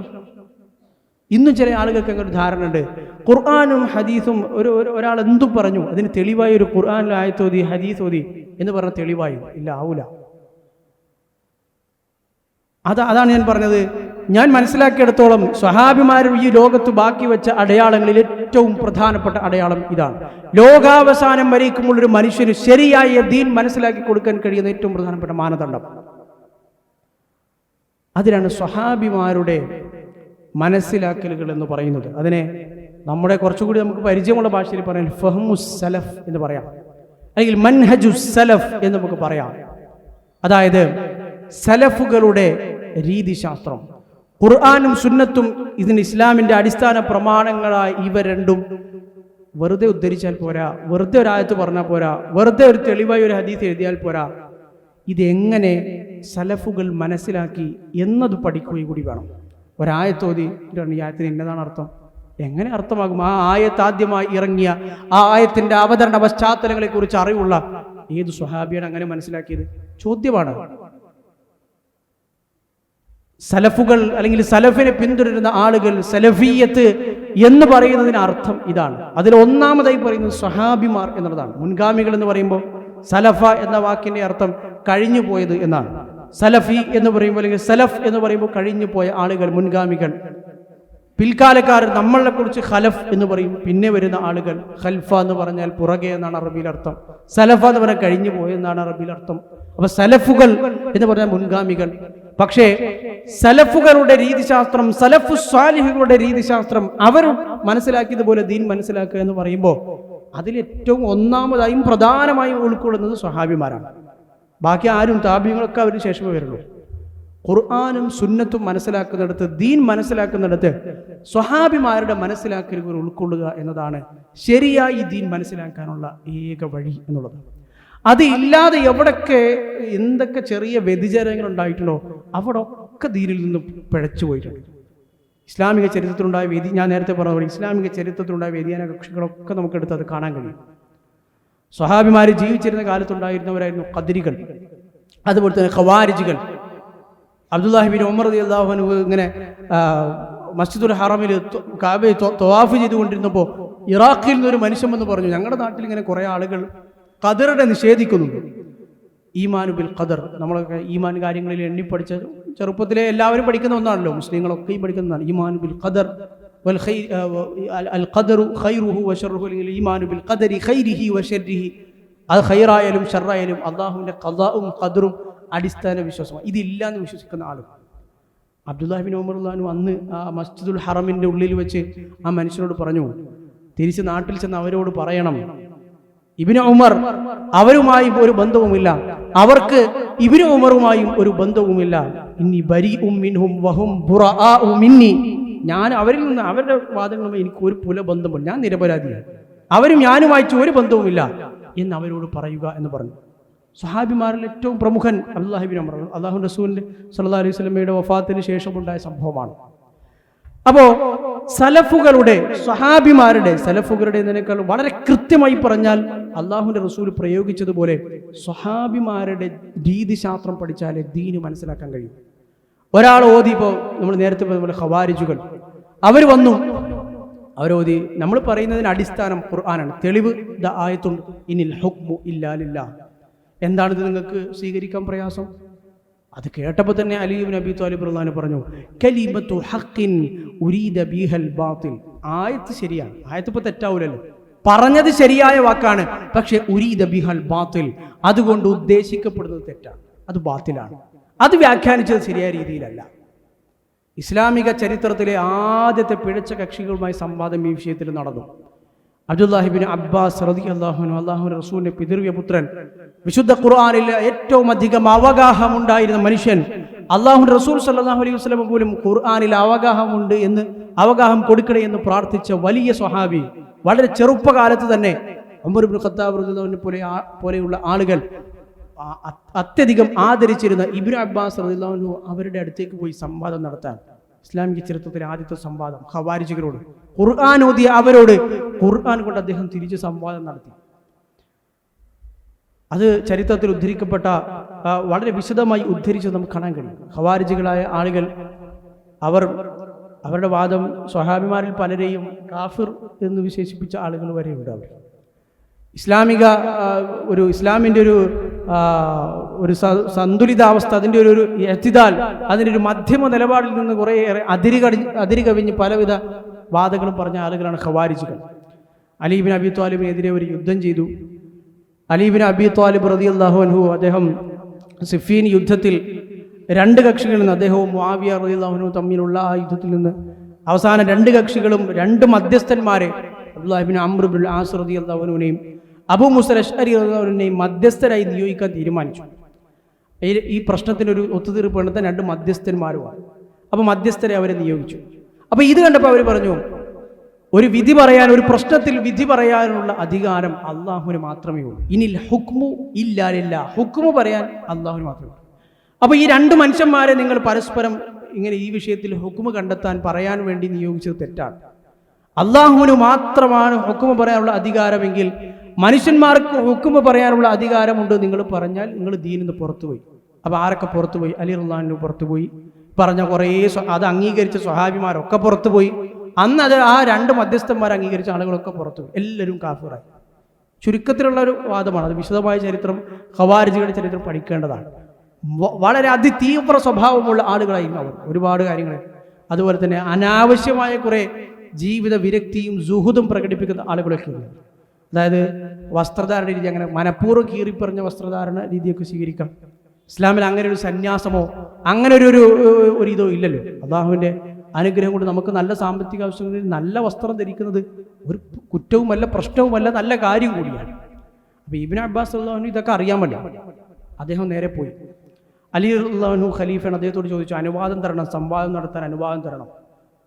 നിങ്ങൾ പോകാതിരിക്കുന്നതാണ് നല്ലത്. അല്ല, ഞാൻ പോകാം, എനിക്ക് അവരെ തൃപ്തിപ്പെടുത്താൻ കഴിയും, അവരിൽ നിന്ന് അവരെ ശരിയായ ആദർശത്തിലേക്ക് നല്ല രീതിയിലേക്ക് തിരിച്ചു കൊണ്ടുവരാൻ കഴിയും, എന്നാ പോയിക്കോ. അങ്ങനെ അദ്ദേഹം പോകുമ്പോൾ ആദ്യം കുളിച്ചു മാറ്റി നല്ലൊരു വസ്ത്രം ധരിച്ചു, ഒരു ഹുല്ലത്ത് ധരിച്ചു. ഹുല്ലത്ത് എന്ന് പറഞ്ഞാൽ അന്നത്തെ അറബികൾക്കിടയിൽ ഒരല്പം വില കൂടിയ വസ്ത്രമാണ്. വില കൂടിയെന്ന് പറഞ്ഞാൽ ഇന്നതുമായി താരതമ്യം ചെയ്താൽ ഒരല്പം നല്ല വില കൂടിയ വസ്ത്രമാണ്. റസൂലുള്ളാഹി സ്വല്ലല്ലാഹു അലൈഹി വസല്ലം ഹുല്ലത്ത് ധരിച്ചിട്ടുണ്ട്. ഹുല്ലത്ത് എന്ന് പറഞ്ഞാൽ ഇപ്പോൾ ഇന്നൊക്കെ നമ്മൾ നല്ല ഒരു സ്യൂട്ടൊക്കെ ധരിക്കുന്ന പോലെ വിശേഷ സന്ദർഭങ്ങളിലൊക്കെ ധരിക്കുന്ന വസ്ത്രമാണ് ഹുല്ലത്ത്. റസൂലുള്ളാഹി സ്വല്ലല്ലാഹു അലൈഹി വസല്ലമക്ക് വഫ്ദുകളെ, നിവേദക സംഘങ്ങളെ സ്വീകരിക്കാൻ ഹുല്ലത്തുണ്ടായിരുന്നു, ഹുല്ലത്ത് ധരിച്ചിരുന്നു എന്ന് ഹദീസുകളിൽ സ്വഹീഹായി വന്ന് നമുക്ക് കാണാൻ കഴിയും. നല്ല വില കൂടിയ വസ്ത്രമാണ്. മനഃപൂർവ്വം ഇബ്നു അബ്ബാസ് റളിയല്ലാഹു ഇത് ധരിച്ചിട്ട് പോയി. അപ്പോൾ അവരുടെ അടുത്ത് ചെന്നു. ഇബ്നു അബ്ബാസ് റളിയല്ലാഹുവിനൊക്കെ അവർക്ക് ബഹുമാനമുണ്ട്. അപ്പോൾ അവരുടെ അടുത്ത് ചെന്നു. അവർ ആദ്യമേ തന്നെ പറഞ്ഞു, എന്താ നിങ്ങൾ ഹുല്ലത്തൊക്കെ ധരിച്ച്, ഈ വസ്ത്രമൊക്കെ ധരിച്ച് ഇങ്ങനെ നല്ല അടിപൊളി ഡ്രസ്സൊക്കെ ധരിച്ച് വരും? അപ്പോൾ അബ്ദുല്ലാഹി ഇബ്നു അബ്ബാസ് റളിയല്ലാഹു അൻഹു പറഞ്ഞു, റഅയ്തു അലാ റസൂലില്ലാഹി സ്വല്ലല്ലാഹു അലൈഹി വസല്ലം അഹ്സന മാ യകൂനു മിനൽ ഹുലൽ. അള്ളാഹുവിൻ്റെ റസൂൽ ഇതിനേക്കാൾ ഏറ്റവും നല്ല ഹുല്ലത്ത് ധരിക്കുന്നത് ഞാൻ കണ്ടിട്ടുണ്ട്. പിന്നെ ഇപ്പം ഞാൻ ധരിച്ചത് എന്താണ്? അള്ളാഹുവിൻ്റെ റസൂൽ സല്ലല്ലാഹു അലൈഹി വസല്ലമക്കാണല്ലോ ആയത്തിറങ്ങിയത്, ഖുൽ മൻ ഹറമ സീനത്തല്ലാഹി അല്ലതി അഖ്റജ ലിഇബാദിഹി. അള്ളാഹു അവൻ്റെ അടിമകൾക്ക് വേണ്ടി ഇറക്കിക്കൊടുത്ത ഈ അലങ്കാരങ്ങൾ നിഷിദ്ധമാക്കുന്നവൻ ആരാണ് എന്ന് ചോദിക്കൂ പ്രവാചകരെ എന്ന് ആയത്തിറങ്ങിയ അതേ പ്രവാചകനാണല്ലോ ഈ ഹുല്ലത്തൊക്കെ ധരിച്ചു വന്നത്. എന്ത് പറഞ്ഞാലും ഇബ്നു അബ്ബാസ് അദ്ദേഹം അത്യധികം ആഴത്തിൽ ഖുർആനിൽ അവഗാഹമുള്ള ആളായിരുന്നു. അത് പല സ്വഹാബിമാരുടെ മുമ്പിൽ വെച്ച് ഉമർ റളിയല്ലാഹുവിനെ പോലെ ആളുകൾ തെളിയിച്ചു കൊടുക്കുക വരെ ചെയ്തിട്ടുണ്ട്. അപ്പോൾ ഇവരെ സംബന്ധിച്ചിടത്തോളം ഇവർ ഖുർആനിലെ ആയത്താണ് ഓതിയത്. അപ്പോൾ ഇവർക്കുള്ള മറുപടിയിലൊക്കെയും ഇബ്നു അബ്ബാസ് ഖുർആൻ ആയത്ത്. അവർ പറയുന്ന ഉരുളക്കുപ്പേരി പോലെയാണ് അദ്ദേഹത്തിൻ്റെ മറുപടികൾ. അവർ ആയത്തോതി കഴിഞ്ഞ് ഇവിടെ നിന്ന് അദ്ദേഹം തിരിച്ചായത്തു അതിന് അവരെ വായടപ്പിക്കും. അദ്ദേഹത്തിൻ്റെ ഖുർആൻ പാഠവം, ഇബ്നു അബ്ബാസ് റളിയല്ലാഹുവിൻ്റെ ഖുർആൻ പാഠവം മറ്റുള്ള സ്വഹാബിമാരെ പോലും അത്ഭുതപ്പെടുത്തുന്നതായിരുന്നു.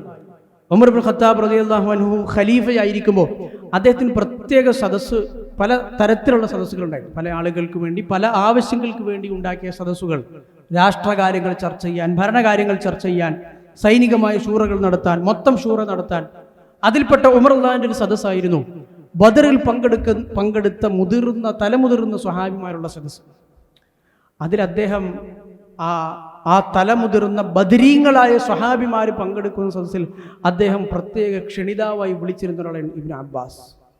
അത് കണ്ടിട്ട് ബദരീങ്ങളായ തലമുതിർന്ന സ്വഹാബിമാർ ചോദിച്ചിട്ടുണ്ട്, ഞങ്ങൾക്കൊക്കെ മക്കളുണ്ടല്ലോ, ഞങ്ങൾക്കൊക്കെ ആൺമക്കളുണ്ട് ഈ പ്രായത്തിലുള്ള, എന്തിനാ ഇവനെ മാത്രം വിളിക്കുന്നത്?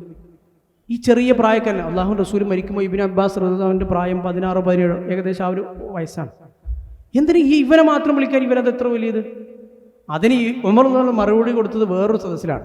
മനഃപൂർവ്വം ആ സദസ്സിൽ ചോദിച്ചു, ഇദാ ജാ നസ്റുല്ലാഹി വൽ ഫത്ഹ് സൂറത്ത് ഓതിയിട്ട് ഈ സൂറത്തിൻ്റെ ശരിയായ അള്ളാഹു ഇതുകൊണ്ട് ഉദ്ദേശിക്കുന്ന താല്പര്യം എന്താണെന്ന് ചോദിക്കാൻ പറഞ്ഞു. അപ്പോൾ സ്വഹാബിമാർ, ഈ പറഞ്ഞ ബദറിൽ പങ്കെടുത്ത സ്വഹാബിമാരൊക്കെ ഓരോരോ ഉത്തരങ്ങൾ പറഞ്ഞു. അവസാനം ആ സൂറത്ത് എന്നുള്ളത് അള്ളാഹുവിൻ്റെ റസൂൽ സല്ലല്ലാഹു അലൈഹി വസല്ലമയുടെ അന്ത്യസമയം അടുത്തു എന്ന് അറിയിക്കുന്നതാണ് എന്ന് ഇബ്നു അബ്ബാസ് റളിയല്ലാഹുവിനോട് ചോദിച്ചപ്പോൾ അദ്ദേഹം പറഞ്ഞു. ഇബ്നു അബ്ബാസ് റളിയല്ലാഹു അൻഹു തന്നെ അത് വിശദീകരിക്കുന്നത് കാണാൻ കഴിയും. അത് അദ്ദേഹത്തിൻ്റെ ആഴത്തിലുള്ള അറിവ് അവരുടെ മുമ്പിൽ കാണിക്കുക എന്ന് തന്നെയായിരുന്നു ഉമർ റളിയല്ലാഹുവിൻ്റെ ഉദ്ദേശം. അങ്ങനെയുള്ള മനുഷ്യനാണ് ഇബ്നു അബ്ബാസ്. ആ ഇബ്നു അബ്ബാസിനോട് ഈ പറഞ്ഞ ആളുകൾ ചോദിച്ചു, എന്തിനാ നിങ്ങൾ വന്നത്? നിങ്ങൾ എന്തിനാണ് വന്നത്? അപ്പോൾ അദ്ദേഹം ചുരുക്കത്തിൽ നമ്മൾ ഈ പറഞ്ഞ കാര്യം അവരുടെ മുമ്പിൽ അവതരിപ്പിച്ചു. അതീതുകും മിൻ ഇൻദി അസ്ഹാബിൻ നബി സല്ലല്ലാഹു അലൈഹി വസല്ലം. ഈ വാക്കുകളൊക്കെയും വെറുതെ ചരിത്രത്തിൽ അങ്ങനെ ഏതെങ്കിലും മനുഷ്യന്മാർ പറഞ്ഞു പോയ വാക്കുകളല്ല. അതിലൊക്കെയും മുസ്ലിം സമൂഹത്തിന് പാഠങ്ങളുണ്ട്. ഇബ്നു അബ്ബാസ് എന്ന് പറയുന്ന വലിയ സ്വഹാബി വര്യന്റെ ഓരോ വാക്കുകളിലും മുസ്ലിം സമൂഹത്തിന് പഠിക്കാനും മാതൃകയാക്കാനുമുള്ള അടയാളങ്ങളുണ്ട്. അദ്ദേഹം പറയാണ്, ഞാൻ വരുന്നത് അള്ളാഹുവിൻ്റെ റസൂലിൻ്റെ സ്വഹാബിമാരിൽ നിന്നാണ്, അഥവാ സ്വഹാബിമാരുടെ അടുക്കൽ നിന്നാണ്. അലി റളിയല്ലാഹു ഖലീഫ ഒരുപാട് സ്വഹാബിമാർ ഇന്ന് ജീവിച്ചിരിക്കുന്നു. ഒരുപാട് ആളുകൾ ഇന്ന് അലി റളിയല്ലാഹുവിൻ്റെ കൂടെയുണ്ട്. അവരുടെ അടുത്ത് നിന്നാണ് അൽ മുഹാജിറുകളുണ്ട്, അൻസാരികളുണ്ട്. വമിൻ ഇൻദി ഇബ്നി അമ്മിൻ നബി സല്ലല്ലാഹു അലൈഹി വസല്ലം, പ്രവാചകന്റെ പിതൃവ്യപുത്രനായ അലി, അദ്ദേഹത്തിൻ്റെ അടുക്കൽ നിന്നാണ് ഞാൻ വരുന്നത്. വ അലൈഹിം നസലൽ ഖുർആൻ, ഈ നിങ്ങൾ ഓതുന്ന ഖുർആൻ ഉണ്ടല്ലോ, നിങ്ങൾ ഖുർആൻ ഓതിയിട്ടാണല്ലോ ഈ പിഴച്ച വാദം പറയും. ഈ ഖുർആൻ ഇറങ്ങിയത് ആർക്കാണ്? അവർക്കാണ്, ഈ സ്വഹാബിമാർക്കാണല്ലോ ഇറങ്ങിയത്. ഫഹും അഅലമു ബിതഅവീലിഹി മിൻകും, അപ്പോൾ നിങ്ങളെക്കാൾ കൂടുതൽ ഖുർആനിൻ്റെ ആശയം അറിയുക ആർക്കാണ്? അവർക്ക് തന്നെ. അതിൻ്റെ തഅവീൽ അറിയുക അവർക്ക് തന്നെ ആയിരിക്കുമല്ലോ. അടുത്തതാണ് പോയിന്റ്, വലൈസ ഫീകും മിൻഹും അഹദ്, നിങ്ങൾ ഇത്ര ആളുകളുണ്ടല്ലോ, ഏതെങ്കിലും ഒരു സ്വഹാബി നിങ്ങളുടെ കൂട്ടത്തിലുണ്ടോ? ഇല്ല. അവർക്കിറങ്ങിയ ഏറ്റവും കൂടുതൽ അതിനെക്കുറിച്ച് അറിയുന്ന ആളുകളാണല്ലോ സ്വഹാബിമാർ. ആ സ്വഹാബിമാർ ഒരാളിപ്പോൾ നിങ്ങളെ കൂട്ടത്തിൽ ഖവാരിജികളുടെ കൂട്ടത്തിലുണ്ടോ? ആ മാനദണ്ഡം പഠിപ്പിച്ചു കൊടുക്കുകയാണ്. ഒരു സ്വഹാബിക്ക് പോലും മനസ്സിലായി, ഒരു സ്വഹാബി പോലും ആ ആയത്തിനെ അങ്ങനെ മനസ്സിലാക്കിയിട്ടില്ല. മനസ്സിലാക്കിയിട്ടുണ്ടെങ്കിൽ അപ്പുറത്ത് മിനിമം ഒരാളെങ്കിലും ഉണ്ടാവും.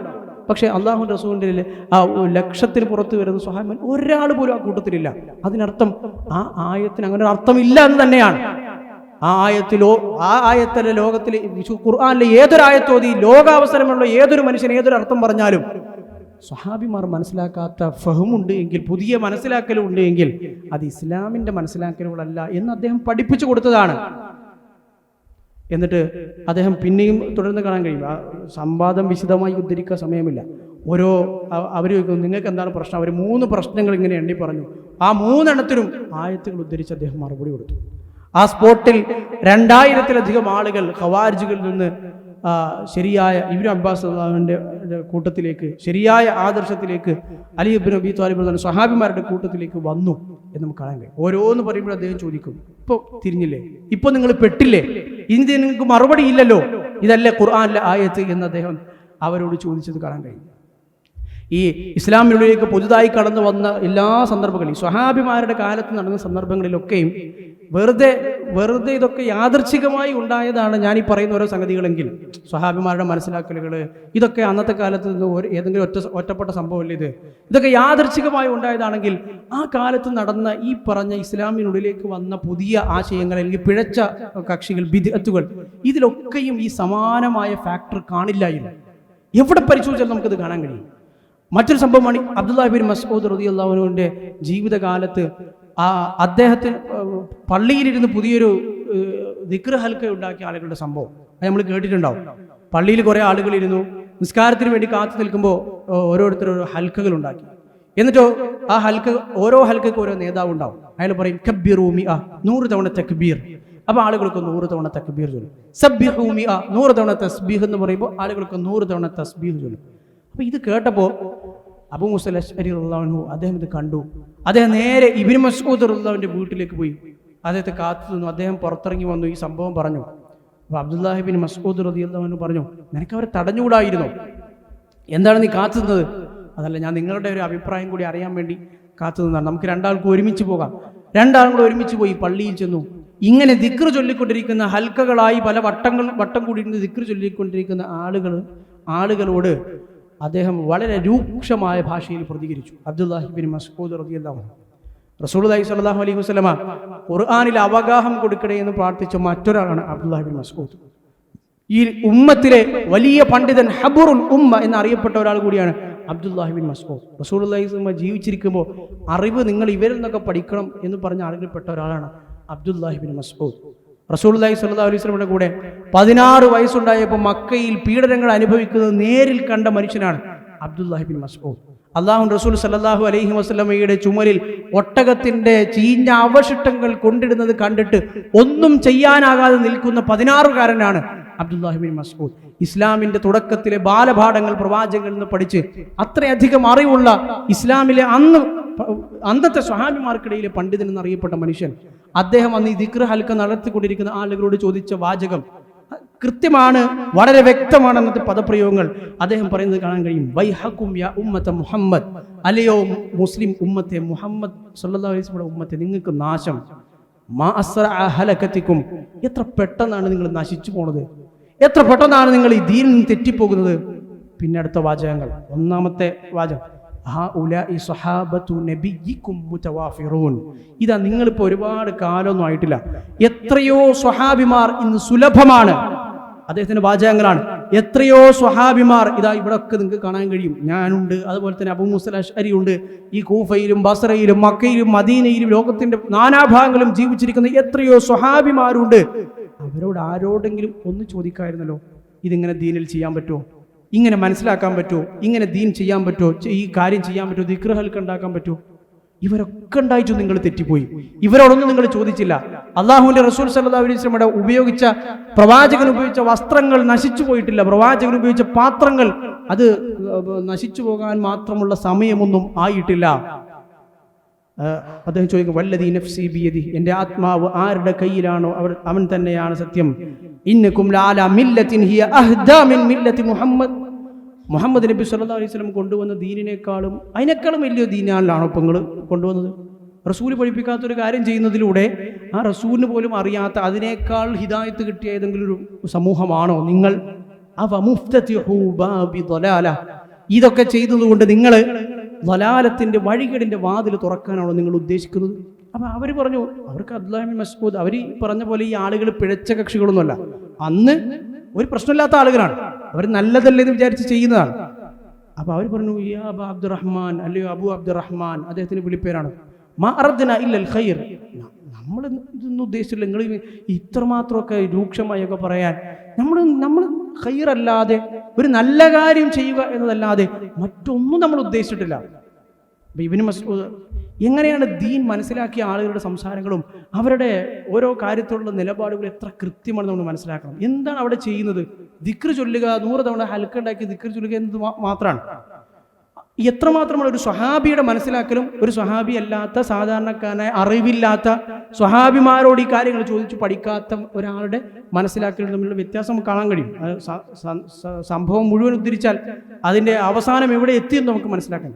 ഇബ്നു മസ്ഊദ് തന്നെ പറയണം, വകം മിൻ മുരീദിൽ ലിൽ ഖൈർ ലം യുസിബ്, എത്രയോ ആളുകളുണ്ട് അവർ ഉദ്ദേശിക്കുന്നത് നല്ലതായിരിക്കും, പക്ഷേ ചെയ്യുന്നത് നല്ലതല്ല. ഉദ്ദേശം നന്നായിരിക്കും, നല്ലതാണ്, നല്ല കാര്യമാണ് എന്ന് കരുതിയായിരിക്കും അവർ ചെയ്യുന്നത്, പക്ഷെ അവർ ചെയ്യുന്നത് നല്ലതല്ല.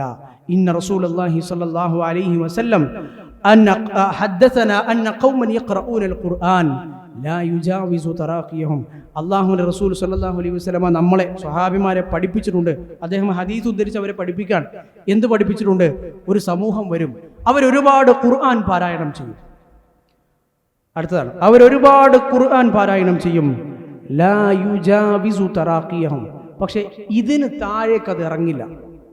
തൊണ്ട വരെയുള്ളൂ, ശബ്ദം ഇവിടുന്ന് വരും, പക്ഷെ ഇതിന് താഴേക്ക് ഹൃദയത്തിലേക്ക് അതിൻ്റെ ആശയാദർശങ്ങൾ പഠിക്കുന്നതിന് അതുണ്ടാവില്ല. ഖുർആൻ ഒരുപാട് നല്ല രൂപത്തിൽ പാരായണം ചെയ്യുന്ന ആളുകൾ. എന്നിട്ട് അദ്ദേഹം പറയാണ്, അഥവാ ഈ പറഞ്ഞ ആളുകൾ നല്ല ഇബാദത്തും കാര്യങ്ങളും ഒരു പക്ഷെ ഖുർആൻ ഒരുപാട് ഓതുന്ന ആളുകളാണെങ്കിലും ഖുർആൻ എങ്ങനെ മനസ്സിലാക്കണമെന്നും അതിൻ്റെ ആശയാദർശങ്ങൾ പഠിക്കണമെന്നും അവർക്ക് അറിയില്ല. അപ്പോൾ പുറമേ ഒരുപാട് ഖുർആൻ ഓതി എന്നുള്ളത് കൊണ്ട് നമുക്ക് ദീൻ മനസ്സിലാവില്ല. എന്നിട്ട് അദ്ദേഹം പറയണം, എനിക്ക് തോന്നുന്നത്, അദ്ദേഹം പറയണേ, അള്ളാഹു ആണ് സത്യം, എനിക്ക് അറിയില്ല അവരിൽ അധിക പേരും നിങ്ങൾ നാണോ അല്ലയോ എന്നുള്ളത്. ഇവരോടാണ് ഈ പറയുന്നത്. എന്താണ് അവർ ചെയ്തത്? വലിയ തിന്മയോ തെറ്റൊന്നുമല്ല, പക്ഷെ ഒരു സ്വഹാബിയുടെ ബുദ്ധിയും അദ്ദേഹം പ്രവാചകനിൽ നിന്ന് നേടിയ അറിവിന്റെ ആഴവും ഇതിൽ നമുക്ക് മനസ്സിലാക്കാൻ കഴിയും. എന്നിട്ട് അദ്ദേഹം അവരിൽ നിന്ന് തിരിഞ്ഞു പോയി. ഈ സംഭവം ഉദ്ധരിക്കുന്നവരിൽപ്പെട്ട പണ്ഡിതനായിരുന്ന അംർ ഇബ്നു സലമ റഹ്മത്തുള്ളാഹി അലൈഹി ഈ സംഭവത്തിന്റെ ബാക്കി പത്രം ഉദ്ധരിക്കുന്ന നമുക്ക് കാണാൻ കഴിയും. അന്ന് ഈ സ്വഹാബിമാരെ ജീവിച്ചിരിക്കുമ്പോൾ തന്നെ ദീനിൽ ഇങ്ങനെ നല്ലതാണെന്ന് കരുതി അവർ മനസ്സിലാക്കിയതുപോലെ ഇങ്ങനെ ഒരുപാടൊക്കെ ഖുർആൻ ഓതുന്ന ആളുകളാണ് അവർ. പക്ഷേ ശരിയായി ദീൻ മനസ്സിലാക്കാൻ അവർക്ക് കഴിഞ്ഞില്ല. സ്വഹാബിമാരിൽ നിന്ന് ഒരു ശരിയായ ദീൻ പഠിച്ചിട്ടില്ല. അവർ ചെയ്ത ഈ കാര്യങ്ങൾ, ഈ പറഞ്ഞ ആളുകളുണ്ടല്ലോ, പള്ളിയിലിരുന്ന് ഇങ്ങനെ ദിക്ർ ഹൽക്ക ഉണ്ടാക്കിയ ആളുകൾ, അവർ ചരിത്രത്തിൽ പിന്നീട് ഒരിക്കൽ കൂടി വന്നു. പിന്നീട് ഒരിക്കൽ ഇസ്ലാമിക ചരിത്രത്തിൽ ഒരിക്കൽ കൂടി മുസ്ലിങ്ങൾ അവരെ കണ്ടുമുട്ടി. അംർ ഇബ്നു സലമ റഹ്മത്തുള്ളാഹി അലൈഹി ഉദ്ധരിക്കുന്നത് കാണാൻ കഴിയും. പിന്നീട് ഒരുപാട് വർഷങ്ങളൊന്നും കഴിഞ്ഞില്ല, വളരെ ചുരുക്കം വർഷങ്ങൾക്ക് ശേഷം അലി ഇബ്നു അബി ത്വാലിബ് റളിയല്ലാഹു അൻഹുവിനോടൊപ്പമുള്ള ഖവാരിജുകൾക്കെതിരെയുള്ള നഹ്റുവാൻ യുദ്ധത്തിൽ സ്വഹാബിമാരെ കൊല്ലാൻ വേണ്ടി കുന്തവുമായി അപ്പുറത്ത് നിൽക്കുന്നത് ഞാൻ കണ്ടു. അംർ ഇബ്നു സലമ റളിയല്ലാഹു അൻഹു പറയുന്നു, റഅയ്ന അമ്മത ഉലൈകൽ ഹിലഖ്, അന്നുണ്ടായിരുന്ന ആ ഹൽക്കയിലുണ്ടായിരുന്ന ആളുകളിൽ അധിക ആളുകളെയും ഞാൻ കണ്ടു. യുതാഇനൂനനാ യൗമൻ നഹ്റുവാൻ, നഹ്റുവാൻ യുദ്ധത്തിൽ സ്വഹാബിമാരായ ഞങ്ങളെ, ആ മുസ്ലിം സൈന്യത്തെ ഇങ്ങോട്ട് ആക്രമിക്കുന്നവരായി ഞങ്ങൾ കണ്ടു. സ്വഹാബിമാരിൽ കാഫിറാണ് എന്ന് പറഞ്ഞ് അവർ ആ രീതിയിലേക്ക് എത്തി. ശരിയായ രീതിയിലൂടെ ദീൻ മനസ്സിലാക്കിയില്ല എങ്കിൽ ഖുർആൻ എത്ര ഓതിയിട്ടും കാര്യമില്ല എന്ന് നമുക്ക് മനസ്സിലാക്കാൻ കഴിയും.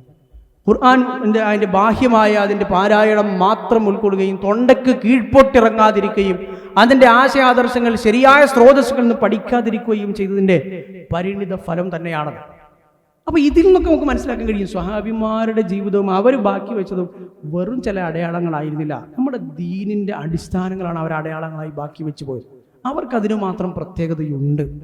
അവർ മറ്റുള്ള ആളുകളെ പോലെ അല്ല, അവർക്കതിനു മാത്രം പ്രത്യേകതയുണ്ട് എന്നതുകൊണ്ട് തന്നെയാണ് ഇസ്ലാമിൽ റസൂലുള്ളാഹി സ്വല്ലല്ലാഹു അലൈഹി വസല്ലമ അവരെക്കുറിച്ച് ഒരുപാട് പുകഴ്ത്തി പറഞ്ഞതും അവരെ മാതൃകയാക്കണമെന്നും അവരുടെ മഹത്വങ്ങളൊക്കെയും റസൂലുള്ളാഹി സ്വല്ലല്ലാഹു അലൈഹി വസല്ലമ എണ്ണി പറഞ്ഞത്. ഇങ്ങനെ ഇസ്ലാമിക ചരിത്രത്തിൽ നമ്മൾ ഉടനീളം പരിശോധിക്കാൻ നിന്നാൽ സ്വഹാബിമാരുടെ ഈ നാം നേരത്തെ പറഞ്ഞ പോലെ ഖുർആനും സുന്നത്തും മനസ്സിലാക്കുന്നതിൻ്റെ രംഗത്ത് സലഫുകളുടെ രീതിശാസ്ത്രം പിന്തുടരുക എന്നതിനാണ് മൻഹജു സലഫ് എന്ന് പറയും. മൻഹജ് എന്ന് പറഞ്ഞാൽ മെത്തഡോളജി, രീതിശാസ്ത്രം, അത് ചെയ്യേണ്ട രൂപം, എങ്ങനെയാണോ അത് ചെയ്യേണ്ടത് ആ രൂപം. സലഫ് എന്ന് പറഞ്ഞാൽ മുൻഗാമികൾ എന്ന് പറഞ്ഞാൽ ഉദ്ദേശിക്കുന്നത് സ്വഹാബിമാർ. അപ്പൊ സ്വഹാബിമാർ മനസ്സിലാക്കിയതുപോലെ ദീനിനെ മനസ്സിലാക്കുക എന്നതാണ് മൻഹജു സലഫ് എന്നതുകൊണ്ട് ഉദ്ദേശിക്കുന്നത്. അപ്പോ ഈ മൻഹജു സലഫ് പിൻപറ്റുന്ന ആളുകളെയാണ് സലഫികൾ എന്നതുകൊണ്ട് ഉദ്ദേശിക്കുന്നത്. സലഫിന്റെ മാർഗം പിൻപറ്റുന്ന ആളുകൾ, സ്വഹാബിമാരുടെ അതേ മനസ്സിലാക്കലുമനുസരിച്ച് ദീനിനെ മനസ്സിലാക്കുന്ന ആളുകൾ. പേര് സലഫി എന്നാണെങ്കിലും അതുപോലെയല്ല നമ്മുടെ മനസ്സിലാക്കലുകളില്ലെങ്കിൽ നമ്മൾ സലഫിയാകാൻ കഴിയില്ല. ഓരോ രംഗത്തും നമ്മൾ പറയുമ്പോൾ നമ്മൾ ചെറിയ ചില ഉദാഹരണങ്ങൾ സംഭവങ്ങളാണ് നമ്മൾ സൂചിപ്പിച്ചത്. ഈ പറഞ്ഞ നേരത്തെ സൂചിപ്പിച്ച പോലെ അബ്ദുല്ലാഹി ഇബ്നു മസ്ഊദ് റളിയല്ലാഹു അൻഹു അദ്ദേഹം ഇത് തൻ്റെ ശിഷ്യന്മാരായ താബിഈങ്ങളെ പഠിപ്പിക്കുന്നത് നമുക്ക് കാണാൻ കഴിയും. ഇമാം ഇബ്നു അബ്ദുൽ ബർ റഹ്മത്തുള്ളാഹി അലൈഹി അദ്ദേഹത്തിന്റെ ജാമിഉ ബയാനിൽ ഇൽമി വഫദ്ലിഹി എന്ന് പറയുന്ന ഗ്രന്ഥത്തിൽ അബ്ദുല്ലാഹി ഇബ്നു മസ്ഊദ് റളിയല്ലാഹു അൻഹു തൻ്റെ കൂടെയുള്ളവർ കൊടുത്ത ഉപദേശം നമുക്ക് കാണാൻ കഴിയും. മൻ കാന മിൻകും മുതഅസ്സിയൻ, നിങ്ങൾക്ക് ആർക്കെങ്കിലും ഈ ദീന് ശരിയാക്കി മനസ്സിലാക്കാൻ ഒരു കൂട്ടം ആളുകളെ പിൻപറ്റണമെങ്കിൽ, ആരെങ്കിലും നിങ്ങൾക്ക് പിൻപറ്റണമെങ്കിൽ ഫലിയതഅസ്സബി അസ്ഹാബി റസൂലില്ലാഹി സ്വല്ലല്ലാഹു അലൈഹി വസല്ലം, അല്ലാഹുവിൻ്റെ റസൂലിൻ്റെ സ്വഹാബിമാരെ നിങ്ങൾ പിൻപറ്റണം. കാരണം റസൂലിനെ പിൻപറ്റണം എന്നത് എങ്ങനെയൊന്നും എന്നെ മനസ്സിലാവുന്നത് ആ സ്വഹാബിമാർ അതിനെ എങ്ങനെ മനസ്സിലാക്കി എന്ന് പഠിക്കുമ്പോഴാണ്. ഫൈനഹും കാനു അബർറ ഹാദിഹിൽ ഉമ്മത്തി ഖുലൂബൻ, ഈ ഉമ്മത്തിലെ ഏറ്റവും നല്ല നന്മയുള്ള ഹൃദയത്തിനുടമകളായ ആളുകളാണ് സ്വഹാബിമാർ. വഅഅമഖിഹാ ഇൽമൻ, ഏറ്റവും കൂടുതൽ ആഴമേറിയ അറിവുള്ളവരും അവർ തന്നെയാണ്. സ്വഹാബിമാരെക്കാൾ കൂടുതൽ ഈ ദീന് മനസ്സിലാക്കാൻ, ആഴത്തിൽ മനസ്സിലാക്കാൻ നമ്മൾ എത്ര ശ്രമിച്ചാലും കഴിയില്ലല്ലോ. പിൽക്കാലത്ത് എങ്ങനെയാണ് ഇസ്ലാമിക ലോകത്ത് ഈ ആളുകൾ ഈ പരസ്പരം ആശയക്കുഴപ്പവും ഭിന്നതയും ഒക്കെ ഉണ്ടാവുക എന്നത് ചർച്ച ചെയ്യുമ്പോൾ ഉമർ ഇബ്നു ഖത്താബ് റളിയല്ലാഹു അൻഹു അന്ന് പറയുന്നത് കാണാൻ കഴിയും. അന്ന് സ്വഹാബിമാരുടെ ആ കാലത്തിൻ്റെ പ്രത്യേകതയും പിൽക്കാലത്ത് വരുന്ന ആളുകൾക്ക് കിട്ടാത്തതിൻ്റെ, അവർക്ക് നഷ്ടപ്പെട്ടു പോകുന്നതിൻ്റെ കാര്യം പറയണം. ഉമർ ഇബ്നു ഖത്താബ് പറയാണ്, നമ്മൾ ഇന്നത്തെ കാലത്ത് ജീവിക്കുമ്പോൾ നമുക്ക് ഇന്ന് ഒരു സ്വഹാബിയെ സംബന്ധിച്ചിടത്തോളം അറിയാം ഒരു ഖുർആൻ ആയത്ത് അത് എവിടെയാണ്, ഏത് വിഷയത്തിലാണ്, എങ്ങനെയാണ്, ആരുടെ വിഷയത്തിലാണ് അവതരിച്ചത്, ആ ഖുർആൻ ആയത്തിൻ്റെ താല്പര്യം എന്താണ്, അതിനെ എങ്ങനെയാണ് മനസ്സിലാക്കേണ്ടത്. റസൂലുള്ളാഹി സ്വല്ലല്ലാഹു അലൈഹി വസല്ലം ഒരു കാര്യം പറഞ്ഞു, നിങ്ങളത് ചെയ്യൂ അല്ലെങ്കിൽ ചെയ്യരുതെന്ന് പറഞ്ഞാൽ അത് ഏത് അർത്ഥത്തിലാണ് പറഞ്ഞത് ഒക്കെ സ്വഹാബിമാർക്ക് അറിയാം. കാരണം അവരത് നേരിട്ട് കാണുകയാണ്. ഇത് പിൽക്കാലക്കാർക്ക് അറിയില്ല. ഇവർ പിന്നെ ഒരായത്ത് ഓതി പിന്നെ അതിന് നേരെ അർത്ഥം പറയും. ഇന്നത്തെ ചില ആളുകളൊക്കെ നമുക്ക് കാണാൻ കഴിയും, സലഫികൾ എന്ന് പറയുന്ന ആളുകൾ പോലും നമുക്ക് കാണാൻ കഴിയും. ഒരു ഹദീസ് പോലും, ആ ഹദീസ് മാത്രം ഒരു ഹദീസ് കിട്ടിയല്ലോ എന്നാൽ പിന്നെ ഇത് തന്നെയാണ് കാര്യം. ഒരു പക്ഷേ ആ ഹദീസിൽ പറഞ്ഞ കാര്യത്തിൻ്റെ വിശദീകരണം വേറൊരു ഹദീസിലുണ്ടാവും, വേറൊരു സ്വഹാബി അതിനെ എങ്ങനെ മനസ്സിലാക്കി എന്നുള്ളത് കൃത്യമായി പറയുന്നുണ്ടാവും. അല്ലെങ്കിൽ ആ ഹദീസ് ഉദ്ധരിച്ച സ്വഹാബിമാരുടെ ചരിത്രം തന്നെ പരിശോധിക്കുമ്പോൾ അതിനെങ്ങനെയാണ് മനസ്സിലാക്കേണ്ടത് നമുക്ക് കാണാൻ കഴിയും. അതൊന്നും മനസ്സിലാക്കില്ല, ഒരു ഹദീസ് മാത്രം, ഒരൊറ്റ ഹദീസ് മാത്രം എടുത്തു അതിൻ്റെ ചിലപ്പോൾ ട്രാൻസ്ലേഷനൊക്കെ നോക്കി എന്നാൽ പിന്നെ ഇത് തന്നെ അല്ല, ഒരു ഹദീസ് പഠിക്കണമെങ്കിൽ ആ ഹദീസ് എത്രയോ സ്വഹാബിമാരിൽ നിന്ന് ഉദ്ധരിക്കപ്പെട്ടിട്ടുണ്ടാവും. ആ സ്വഹാബിമാരൊക്കെ ആ വഴിയിലൂടെയൊക്കെ ചേർത്ത് വെക്കുമ്പോഴാണ് നമുക്ക് ആ ഹദീസ് മനസ്സിലാക്കാൻ കഴിയാം. ഒരൊറ്റ ഇത് മാത്രമല്ല, എത്രയോ വരെ ഇന്നും നമ്മൾ ഖുർആൻ എടുത്തു. അപ്പോൾ മദ്യം നിരോധിക്കപ്പെട്ട ഇത് നമുക്കറിയാലോ. ഖുർആനിൽ ആയത്തുള്ള പല കാര്യങ്ങളുണ്ടാകും. ഒരായത്ത് അതേപടി മാത്രം എടുത്ത് നമുക്ക് ദീന് മനസ്സിലാക്കാൻ ഒരിക്കലും കഴിയില്ല. ആദ്യകാലത്ത് മദ്യം നിരോധിക്കപ്പെട്ടപ്പോൾ വിശുദ്ധ ഖുർആനിലൂടെ അല്ലാഹു സുബ്ഹാനഹു വ തആല എന്താ പറഞ്ഞത്? യാ അയ്യുഹല്ലദീന ആമനൂ ലാ തഖറബുസ് സ്വലാത്ത വഅൻതും സുകാറ. നിങ്ങൾ മദ്യപിച്ച് മദോന്മത്തരായിക്കൊണ്ട് നിങ്ങൾ നിസ്കാരത്തിലേക്ക് വരരുതെന്നാണ്. അപ്പോൾ ഇന്ന് ഒരാൾ ആ ആയത്തെടുത്തിട്ട് പറയാണ് നിസ്കാരത്തിൽ മദ്യപിച്ച് ലക്ക് കെട്ട് വരരുതെന്ന് ഖുർആനിലുള്ളൂ. ഖുർആനിൽ ഇപ്പോഴും ഉണ്ടല്ലോ ആയത്ത്. ബാക്കിയുള്ള സമയത്ത് കള്ളു കുടിക്കുന്നതിന് ഖുർആനിൽ കുഴപ്പമില്ല. അങ്ങനെ പറയാൻ പറ്റുമോ? ഇല്ല. കാരണം ഖുർആനിൽ വേറെയും അതിനെ ദുർബലപ്പെടുത്തി അതിനെ നസ്ഖ് ചെയ്ത് പിന്നെ അടുത്ത നിയമങ്ങൾ ഇറങ്ങി പൂർണ്ണമായി മദ്യ നിരോധനം ഇറങ്ങിയ ആയത്തുണ്ട്. ഫഹൽ അൻതും മുൻതഹൂൻ, നിങ്ങൾ വിരമിക്കുന്നില്ലേ എന്ന് പറഞ്ഞ ആയത്ത് അപ്പുറത്തുണ്ട്. അപ്പോൾ അത് മനസ്സിലാക്കേണ്ടി വരും. അപ്പോൾ ഒരൊറ്റ കാര്യമെടുത്ത് ഖുർആനിലെ ഒരു ആയത്തിൻ്റെ ഒരു ശകലമെടുത്ത് അല്ലെങ്കിൽ ഹദീസുകളുടെ ആയത്തിൻ്റെ ഒരു ശകലമെടുത്ത് ദീനിനെ മനസ്സിലാക്കാൻ ശ്രമിക്കുന്നത് ഇന്നത്തെ കാലഘട്ടത്തിലെ ഏറ്റവും വലിയൊരു പ്രശ്നമാണ്. അതിനാണ് ഇസ്ലാഹി പ്രസ്ഥാനത്തിൻ്റെയും സലഫി ലോകത്തിൻ്റെയും കേരളത്തിലെയൊക്കെ മുൻഗാമികളൊക്കെ പണ്ഡിതന്മാർ വിശദീകരിച്ചതുപോലെ മൻഹജു സലഫ്, സ്വഹാബിമാരുടെ ആ രീതിശാസ്ത്രം ശരിയായി നമ്മൾ മനസ്സിലാക്കേണ്ടതുണ്ട്, പഠിക്കേണ്ടതുണ്ട്. ഇമാം ഔസാഇ റഹ്മത്തുള്ളാഹി അലൈഹി, അദ്ദേഹം ഈ പണ്ഡിതനാണ്. അദ്ദേഹം ഇത് വിശദീകരിക്കുന്നത് കാണാൻ കഴിയും. ഇസ്ബിർ നഫ്സക അല സുന്ന, ശരിയായ സുന്നത്തിൽ നീ നിന്റെ മനസ്സിനെ ക്ഷമയോടുകൂടി പിടിച്ചു നിർത്തണം. വഖിഫ് ഹൈസു വഖഫൽ ഖൗം, സ്വഹാബിമാർ എവിടെ നിന്നോ അവിടെ നിൽക്കണം. അത് വല്ലാത്തൊരു പാഠമാണ്. ഇന്നത്തെ കാലത്തും എന്നത്തെ കാലത്തും ഏറ്റവും കൂടുതൽ പ്രസക്തിയുള്ള പാഠം. അതുകൊണ്ടാണ് ഞാൻ പറഞ്ഞത് ഖുർആനും സുന്നത്തും എത്തിച്ചു തരുന്ന പ്രക്രിയയിൽ, അത് വരും തലമുറയ്ക്ക് കൈമാറ്റം ചെയ്യുന്ന പ്രക്രിയയിൽ സ്വഹാബിമാർ ഇടപെട്ടു. അത് അവരുടെ ഏറ്റവും വലിയ അടയാളമാണ്, ശേഷിപ്പാണ് എന്നത് ശരിയാണ്. പക്ഷെ അതിനേക്കാൾ വലുതാണ് അതെങ്ങനെ മനസ്സിലാക്കണം എന്ന് മുസ്ലിം ഉമ്മത്തിൽ അവർ പഠിപ്പിച്ചു കൊടുത്തുള്ളത്. ഏറ്റവും അവരുടെ ജീവിതത്തിൽ നിന്ന് മനസ്സിലാക്കാൻ കഴിയുന്ന അടയാളമാണ് അത് എങ്ങനെ ജീവിതത്തിൽ പ്രാവർത്തികമാക്കണം, എങ്ങനെ മനസ്സിലാക്കണമെന്നും ആ സ്വഹാബിമാരുടെ ജീവിതം നമുക്ക് പഠിപ്പിച്ചു തരുന്നു എന്നുള്ളത്. നിരവധി പണ്ഡിതന്മാർ അഖീദയുടെ കിതാബ് എഴുതുമ്പോൾ, വിശ്വാസ കാര്യങ്ങളുടെ അടിസ്ഥാന ഗ്രന്ഥങ്ങൾ എഴുതുമ്പോൾ ഇതേ കാര്യം ബോധ്യപ്പെടുന്ന കാണാൻ കഴിയും. പല കിതാബുകളും തുടങ്ങുന്നത് അങ്ങനെ തന്നെയാണ്. സ്വഹാബിമാരുടെ മനസ്സിലാക്കലുകളോടുകൂടി അത് ദീനിന്റെ അടിസ്ഥാനമായി സ്വീകരിച്ചുകൊണ്ടുള്ള വാചകങ്ങൾ നമുക്ക് കാണാൻ കഴിയും. വഖുൽ ബിമാ ഖാലു, നമ്മൾ നേരത്തെ പറഞ്ഞതുപോലെ ഔസാഇയുടെ വാചകങ്ങളാണ്. വഖുൽ ബിമാ ഖാലു, അവർ പറഞ്ഞത് എന്താണോ അതാണ് ദീൻ, അത് പറയുക, അവരുടെ മനസ്സിലാക്കലുകൾ. വഖുഫ അമ്മാ കുഫു അൻഹു, അവരെവിടെയാണോ തടഞ്ഞു നിന്നത്, അവിടെ നിർത്തിയത്, അവിടെ നിൽക്കുക, അവിടെ സ്റ്റോപ്പ് ചെയ്യുക, അതിനപ്പുറത്തേക്ക് പോകരുത്. വസ്ലുക് സബീല സലഫിക സ്വാലിഹ്, സലഫു സ്വാലിഹികളായതിൻ്റെ മുൻഗാമികളായ സ്വഹാബിമാരുടെ ആ ജീവിതം അത് നീ പിന്തുടരാൻ ശ്രമിക്കുക. ആ മാർഗത്തിലാണ് നീ പ്രവേശിക്കേണ്ടത്, നീ പിന്തുടരേണ്ടത്. ഇങ്ങനെ നിരവധി വാചകങ്ങൾ നമുക്ക് കാണാൻ കഴിയും. സലഫു സ്വാലിഹ് എന്ന് പറയുമ്പോൾ നമ്മൾ പറയാറുള്ള ഉത്തമരായ 3 തലമുറകൾ എന്നതിനേക്കാൾ അപ്പുറത്ത് പണ്ഡിതന്മാർ കൃത്യമായി പറയുമ്പോൾ സ്വഹാബികൾ എന്ന് തന്നെയാണ് അതിൻ്റെ പര്യായമായി നമുക്ക് മനസ്സിലാക്കാൻ കഴിയും. ഖുർആനിലെവിടെയും മുഅ്മിനീങ്ങൾ എന്ന് പ്രയോഗിച്ചാൽ അതിനർത്ഥം ആദ്യം സ്വഹാബിമാരെന്നാണല്ലോ, പിന്നെയാണ് നമ്മളൊക്കെ വരുന്നത്. യാ അയ്യുഹല്ലദീന ആമനു എന്ന് ഖുർആനിൽ പറഞ്ഞാൽ സ്വഹാബിമാരാണ് ഒന്നാമത്തെ അഭിസംബോധിതർ, അവരാണ് ഒന്നാമത്തേത്. വിശുദ്ധ ഖുർആനിൽ അല്ലാഹു ആവർത്തിച്ചു പറഞ്ഞാണ് വമൻ യുശാഖിഖിർ റസൂല മിൻ ബഅദി മാ തബയ്യന ലഹുൽ ഹുദാ വയത്തബിഅ ഗൈറ സബീലിൽ മുഅ്മിനീൻ നുവല്ലിഹി മാ തവല്ല വനുസ്ലിഹി ജഹന്നം. അള്ളാഹുവിൻ്റെ റസൂലിനോട് എതിരാവുകയും അതിനോട് എതിര് പ്രവർത്തിക്കുകയും പ്രവാചകനോട് നേരിട്ട് തന്നെ എതിര് പ്രവർത്തിക്കുകയും അതുപോലെ തന്നെ വയത്തബിഅ ഗൈറ സബീലിൽ മുഅ്മിനീൻ, മുഅ്മിനീങ്ങളുടേതല്ലാത്ത മാർഗം സ്വീകരിക്കുകയും അവരുടേതല്ലാത്ത സബീൽ സ്വീകരിക്കുകയും ചെയ്ത ആളുകൾ നുവല്ലിഹി മാ തവല്ല, അവരെങ്ങോട്ടാണോ തിരിഞ്ഞത് അതേ വഴിയിൽ തന്നെ അള്ളാഹു അവരെ വിട്ടുകളയും എന്നാണ്. അവർ നാശത്തിലേക്ക് കൂടുതൽ പതിക്കാൻ വേണ്ടി വനുസ്ലിഹി ജഹന്നം, അവർക്ക് നരകമാണുള്ളത്, നരകത്തിലിട്ട് അവരെ കരിക്കുമെന്നാണ് അല്ലാഹു സുബ്ഹാനഹു വ തആല പറയുന്നത്. അവിടെ പ്രയോഗിച്ച വാചകങ്ങൾ എത്ര കൃത്യമാണ്. വയത്തബിഅ ഗൈറ സബീലിൽ മുഅ്മിനീൻ, മുഅ്മിനീങ്ങളുടേതല്ലാത്ത മാർഗം സ്വീകരിച്ച ആളുകൾ. മുഅ്മിനീങ്ങൾ എന്ന് പറഞ്ഞാൽ ഒന്നാമതായി സ്വഹാബിമാർ. ഖുർആനിൽ എവിടെയും അങ്ങനെ തന്നെയാണ്. ഒന്നാമതായി അവരാണ് വരുന്നത്, പിന്നെയാണ് ബാക്കിയുള്ള ഈമാനുള്ള മുഅ്മിനീങ്ങളായ ആളുകൾ വരുന്നത്.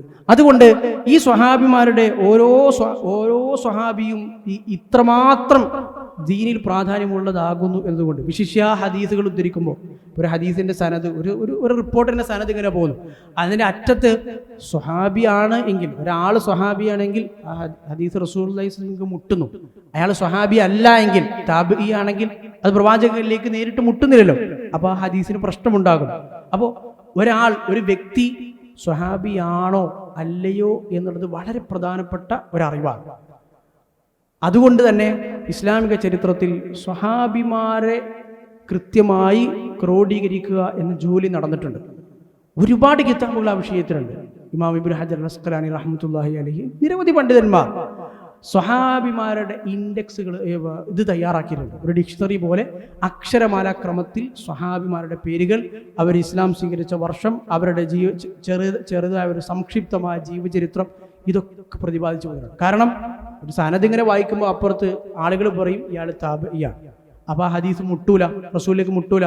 പക്ഷേ അതേ സമയത്ത് അയാൾ സ്വഹാബിയാണെന്ന് തെളിവ് കിട്ടിയാലോ ഹദീസ് മുട്ടി. ആ ഹദീസ് ദീനിൽ നമ്മൾ അമല് ചെയ്യുമ്പോൾ ഒരു കാര്യമാണ്, ദീനിലുള്ളൊരു കാര്യമാണ് മാറി മറിയുന്നത്. വളരെ വ്യക്തിയുടെ കാര്യമല്ല, ഒരു വ്യക്തി സ്വഹാബിയാണോ അല്ലയോ എന്നതിൽ നിന്ന് മാറി മറിയുന്നത് ദീനാണ്, ദീനിലുള്ള കാര്യമാണ്, ആ ഹദീസാണ്. ആ ദീനൊരു പുതിയ കാര്യം മനസ്സിലാവും ആ സ്വഹാബിയാണ് എങ്കിൽ. അതുകൊണ്ട് തന്നെ സ്വഹാബിമാരെ ക്ലിപ്തപ്പെടുത്തുന്നതിൽ വളരെ കൃത്യമായ വർക്കുകൾ നടന്നിട്ടുണ്ട്. മുൻഗാമികളായ പണ്ഡിതൻ ഇബ്നു ഹജർ അസ്ഖലാനി പോലുള്ള ആളുകളൊക്കെ അത് കൃത്യമായി രേഖപ്പെടുത്തിയിട്ടുണ്ട്. സംശയാസ്പദമായ ആളുകളെ ഒക്കെ ഒരു പക്ഷങ്ങൾ കേട്ടുണ്ടാവും. പല ആളുകളും പിൽക്കാലത്ത് വ്യാജ പ്രവാചകത്വം വാദിച്ചതുപോലെ വ്യാജ സ്വഹാബിത്വം വാദിച്ചിട്ടുണ്ട്. ഹിജ്റ 6-ാം നൂറ്റാണ്ടിൽ, ഹിജ്റ 600-കളിൽ അങ്ങനെ വാദിച്ചൊരു മനുഷ്യനുണ്ടായിരുന്നു. അയാൾ ഇന്ത്യക്കാരനായ ഒരു മനുഷ്യൻ പറഞ്ഞു, ഹിജ്റ 600-കളിൽ അയാൾ പറഞ്ഞു, ഞാൻ സ്വഹാബിയാണ്, എനിക്ക് ഇതുവരെ ആയുസ് നീട്ടി കിട്ടിയതാണ്, ഞാൻ സ്വഹാബിയാണ്, എന്നെ സ്വഹാബിയായിട്ട് അംഗീകരിക്കണം.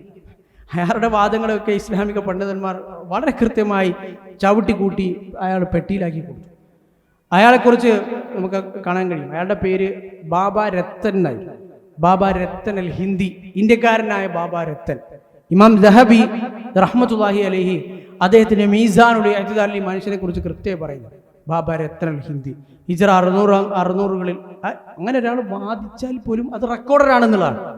കാരണം അങ്ങനെ ഒരു വ്യാജമായിട്ടുള്ളൊരു വാദം ചരിത്രത്തിൽ ഇന്നൊരു സമയത്ത് ഉദ്ധരിക്കപ്പെട്ടിട്ടുണ്ട്, അത് റെക്കോർഡറാണ്. കാരണം ലോകാവസാനം വരേക്കുമുള്ള ഹദീസുകളിൽ പഠനം നടത്തുന്ന, സനദുകളിൽ പഠനം നടത്തുന്ന ഒരു വിദ്യാർത്ഥിക്ക്, ഒരു ഇസ്ലാമിക വിദ്യാർത്ഥിക്ക്, ഒരു ഹദീസ് വിദ്യാർത്ഥിയെ കൃത്യമായി കണ്ടെത്താൻ കഴിയും. വ്യാജനുണ്ടോ? വ്യാജനുണ്ട്. ഏത് കാലഘട്ടത്തിൽ ഉദ്ധരിക്കപ്പെട്ടു, ഏത് കാലഘട്ടത്തിൽ വന്നു, അയാളുടെ ജീവിതത്തിൽ. ഇമാം ദഹബി പറയുന്നത് കാണുമ്പോൾ വഖദ് അല്ലഫ്തു ഫി അംരിഹി ജുസ്അൻ, അയാളുടെ വിഷയത്തിൽ മാത്രം ഇമാം ദഹബി അയാളെക്കുറിച്ച് പഠനം നടത്തി അയാളുടെ കൃത്യമായ കാര്യങ്ങൾ ചെറു ഗ്രന്ഥം, ഒരു ജുസ് എന്ന് പറഞ്ഞാൽ ചെറിയൊരു ഗ്രന്ഥം, കുറച്ച് പേജുകൾ വരുന്ന, 10-20 പേജ് വരുന്ന സാധനത്തിനാണ് ജുസ് എന്ന് പറയാം, ഞാനത് രചിച്ചിട്ടുണ്ട് എന്നും ഇമാം ദഹബി പറയുന്നത് കാണാൻ കഴിയും. അപ്പോൾ ഇസ്ലാമിക ലോകം ഒരു സ്വഹാബിയുടെ അല്ലെങ്കിൽ ഒരു വ്യാജ സ്വഹാബിത്വം വാദിച്ചു വന്ന ഒരാളുടെ വിഷയത്തിൽ സ്വീകരിച്ച ശ്രദ്ധ എത്രത്തോളമാണ്, അതങ്ങനെ തന്നെയാണ്. കാരണം സ്വഹാബിമാർ ഈ ദീനിന്റെ ഈ ദീൻ പകർന്നു തന്ന, ഈ ദീൻ നമുക്ക് കൈമാറ്റം ചെയ്യുന്ന ഏറ്റവും പ്രധാനപ്പെട്ട ആളുകളാണ്. പണ്ഡിതന്മാർ പറഞ്ഞതുപോലെ ഇഖ്താറഹുമുല്ലാഹു ലിസുഹ്ബത്തി നബിഹി സല്ലല്ലാഹു അലൈഹി വസല്ലം, അള്ളാഹുവിന്റെ റസൂലിന്റെ കൂടെ കൂടാൻ വേണ്ടി തിരഞ്ഞെടുത്ത ആളുകളാണ്. അവരൊരിക്കലും എന്താവില്ല, ഏതെങ്കിലും തരത്തിൽ ഏതൊരു സ്വഹാബിയും ഒരിക്കലും ഏതെങ്കിലും തരത്തിലുള്ള വഴികളിൽപ്പെട്ട ആളുകളാണ്. മാനുഷികമായ അബദ്ധങ്ങൾ അവർക്കുണ്ടാകും. അത് റസൂലിന്റെ കാലത്താണെങ്കിൽ അല്ലാഹു സുബ്ഹാനഹു വ തആല പ്രവാചകൻ വഴി തന്നെ തിരുത്തി കൊടുത്ത സംഭവങ്ങൾ നമുക്ക് കാണാൻ കഴിയും. അതല്ലാതെ ഒരൊറ്റ സ്വഹാബിമാരെ കുറിച്ച് പോലും ഒരു മനുഷ്യന്റെ മനസ്സിൽ ഒരു ദുർവിചാരം ഉണ്ടായിക്കഴിഞ്ഞാൽ ദീനിൽ നിന്ന് പുറത്തായി. അത്രമാത്രം ഗൗരവമാണ് സ്വഹാബിമാരുടെ വിഷയം എന്ന് പറയുന്നത്. അപ്പോൾ സ്വഹാബിമാരെ കുറിച്ച് പഠിക്കലും ഒരാൾ സ്വഹാബിയാണോ അല്ലയോ എന്ന് ഉറപ്പുവരുത്തലും ഒക്കെ തന്നെ മുൻഗാമികളായ പണ്ഡിതന്മാർ വളരെ കൃത്യമായി ചെയ്തു വെച്ചു. ആ വിഷയത്തിൽ നമുക്കിനി എന്തെങ്കിലും പഠനങ്ങൾ നടത്തേണ്ടതോ മറ്റോ കാര്യങ്ങളില്ല. നേരെ മറിച്ച് അത് കൃത്യമായി പഠിക്കുകയും മനസ്സിലാക്കുകയും, നമ്മൾ നേരത്തെ പറഞ്ഞതുപോലെ സ്വഹാബിമാരവരുടെ മക്കളെ പഠിപ്പിച്ചിരുന്നത് പോലെ അള്ളാഹു റസൂലിന്റെ ജീവചരിത്രവും ആ സീറയും, അതിനോടൊപ്പം തന്നെ സ്വഹാബിമാരുടെ ത്യാഗങ്ങളും ജീവചരിത്രവും അവർ ഈ ലോകത്ത് ശേഷിപ്പിച്ചു പോയതുമൊക്കെ പഠിക്കുകയും വരും തലമുറക്ക് കൈമാറ്റം ചെയ്യുകയും ചെയ്യുന്ന ബാധ്യത നമുക്കുണ്ട്. ഇന്നത്തെ ക്ലാസ്സിൽ ഏറ്റവും പ്രധാനപ്പെട്ട ശേഷിപ്പിച്ചു പോയവരുടെ ശേഷിപ്പിൽ ഒന്നായി എണ്ണിയ മൻഹജു സലഫ്, അതിനെ മുറുകെ പിടിക്കാൻ, അതിനെ പഠിക്കാനോ നമ്മൾ സമയം കണ്ടെത്തേണ്ടതുണ്ട്. വെറുതെ ഖുർആൻ ആയത്തുകൾ ഓതിയും ഹദീസുകൾ ഉദ്ധരിച്ചും ഈ ദീനിന്റെ പേരിൽ എന്തും പറയാം എന്ന് പറയുന്ന ഈ ഒരു കാലത്ത്, അല്ലെങ്കിൽ ഇനി വരും കാലത്ത്, ഏതൊരു കാലത്തായിരുന്നാലും എന്താണ് ശരിയായ ദീൻ എന്ന് മനസ്സിലാക്കാനുള്ള മാനദണ്ഡമാണ് സ്വഹാബികളുടെ ജീവിതം, അവരുടെ ഓരോ വാക്കുകൾ, അവർ ചരിത്രത്തിൽ ഇടപെട്ട ഓരോ സന്ദർഭങ്ങൾ. അതൊക്കെയും ആ നിലക്ക് നമുക്ക് കൃത്യമായി വെളിച്ചം തരുന്ന കാര്യങ്ങളാണ് എന്ന് നമ്മൾ മനസ്സിലാക്കണം. വെറുതെ യാദൃച്ഛികമായി ചരിത്രത്തിലുണ്ടായ ഏതെങ്കിലും ഒരു സമൂഹങ്ങളെ പോലെ ജനിച്ച് ജീവിച്ച് കുറെ പടയോട്ടങ്ങൾ നടത്തി, കുറെ സഞ്ചാരങ്ങൾ നടത്തി സമൂഹത്തിലെ ചരിത്രത്തിലെ ഏതെങ്കിലും ഒരു നൂറ്റാണ്ടുകളിൽ മാഞ്ഞുപോയ ആളുകളായിരുന്നില്ല സ്വഹാബിമാർ. അവർ അള്ളാഹു തിരഞ്ഞെടുത്ത ഈ ദീൻ നമുക്ക് എത്തിച്ചു തന്ന, ഈ ദീൻ എങ്ങനെ മനസ്സിലാക്കണമെന്ന് കൂടി നമുക്ക് പഠിപ്പിച്ചു തന്ന, ഇസ്ലാമിന്റെ അടിസ്ഥാന പ്രമാണങ്ങൾ കൈമാറ്റം ചെയ്യുന്നതിൽ ഏറ്റവും സുപ്രധാന പങ്ക് വഹിച്ച അള്ളാഹു വിശുദ്ധ ഖുർആനിൽ റളിയല്ലാഹു അൻഹും, അവരെ കുറിച്ച് അള്ളാഹുവിന് തൃപ്തിയാണ് എന്ന് പറഞ്ഞ ആളുകളാണ് സ്വഹാബിമാർ. അവരെ കുറിച്ച് പഠിക്കാനും അവർ ശേഷിപ്പിച്ചു പോയ അടയാളങ്ങളെ നമ്മുടെ ജീവിതം കൊണ്ട് ഏറ്റെടുത്ത് വരും തലമുറയ്ക്ക് കൈമാറുക എന്നുള്ളൊരു ബാധ്യത കൂടി നമുക്കുണ്ട്. അല്ലാഹു സുബ്ഹാനഹു വ തആല അങ്ങനെ ശരിയായ ദീൻ മനസ്സിലാക്കുന്ന, സ്വഹാബിമാരുടെ മനസ്സിലാക്കലോടുകൂടി, ഫഹ്മുസ് സലഫോടുകൂടി, മൻഹജുസ് സലഫോടുകൂടി വിശുദ്ധ ഖുർആനെയും തിരുസുന്നത്തിനെയും പിൻപറ്റുന്ന, ജീവിതത്തിൽ ശരിയായ ആദർശം ഉൾക്കൊണ്ട് ശരിയായ നയനിലപാടുകളോടുകൂടി ജീവിച്ച് തഖ്വ ശീലിച്ചും പാലിച്ചും ജീവിതത്തിൽ മുന്നോട്ട് പോകുന്ന ആളുകളിൽ അള്ളാഹു നമ്മളെല്ലാവരെയും ഉൾപ്പെടുത്തി അനുഗ്രഹിക്കുമാറാകട്ടെ. വഹാദ വസല്ലല്ലാഹു അലാ നബിയിന മുഹമ്മദ് വഅലാ ആലിഹി വസഹ്ബിഹി അജ്മഈൻ വൽഹംദുലില്ലാഹി റബ്ബിൽ ആലമീൻ. അസ്സലാമു അലൈക്കും വറഹ്മത്തുള്ളാഹി.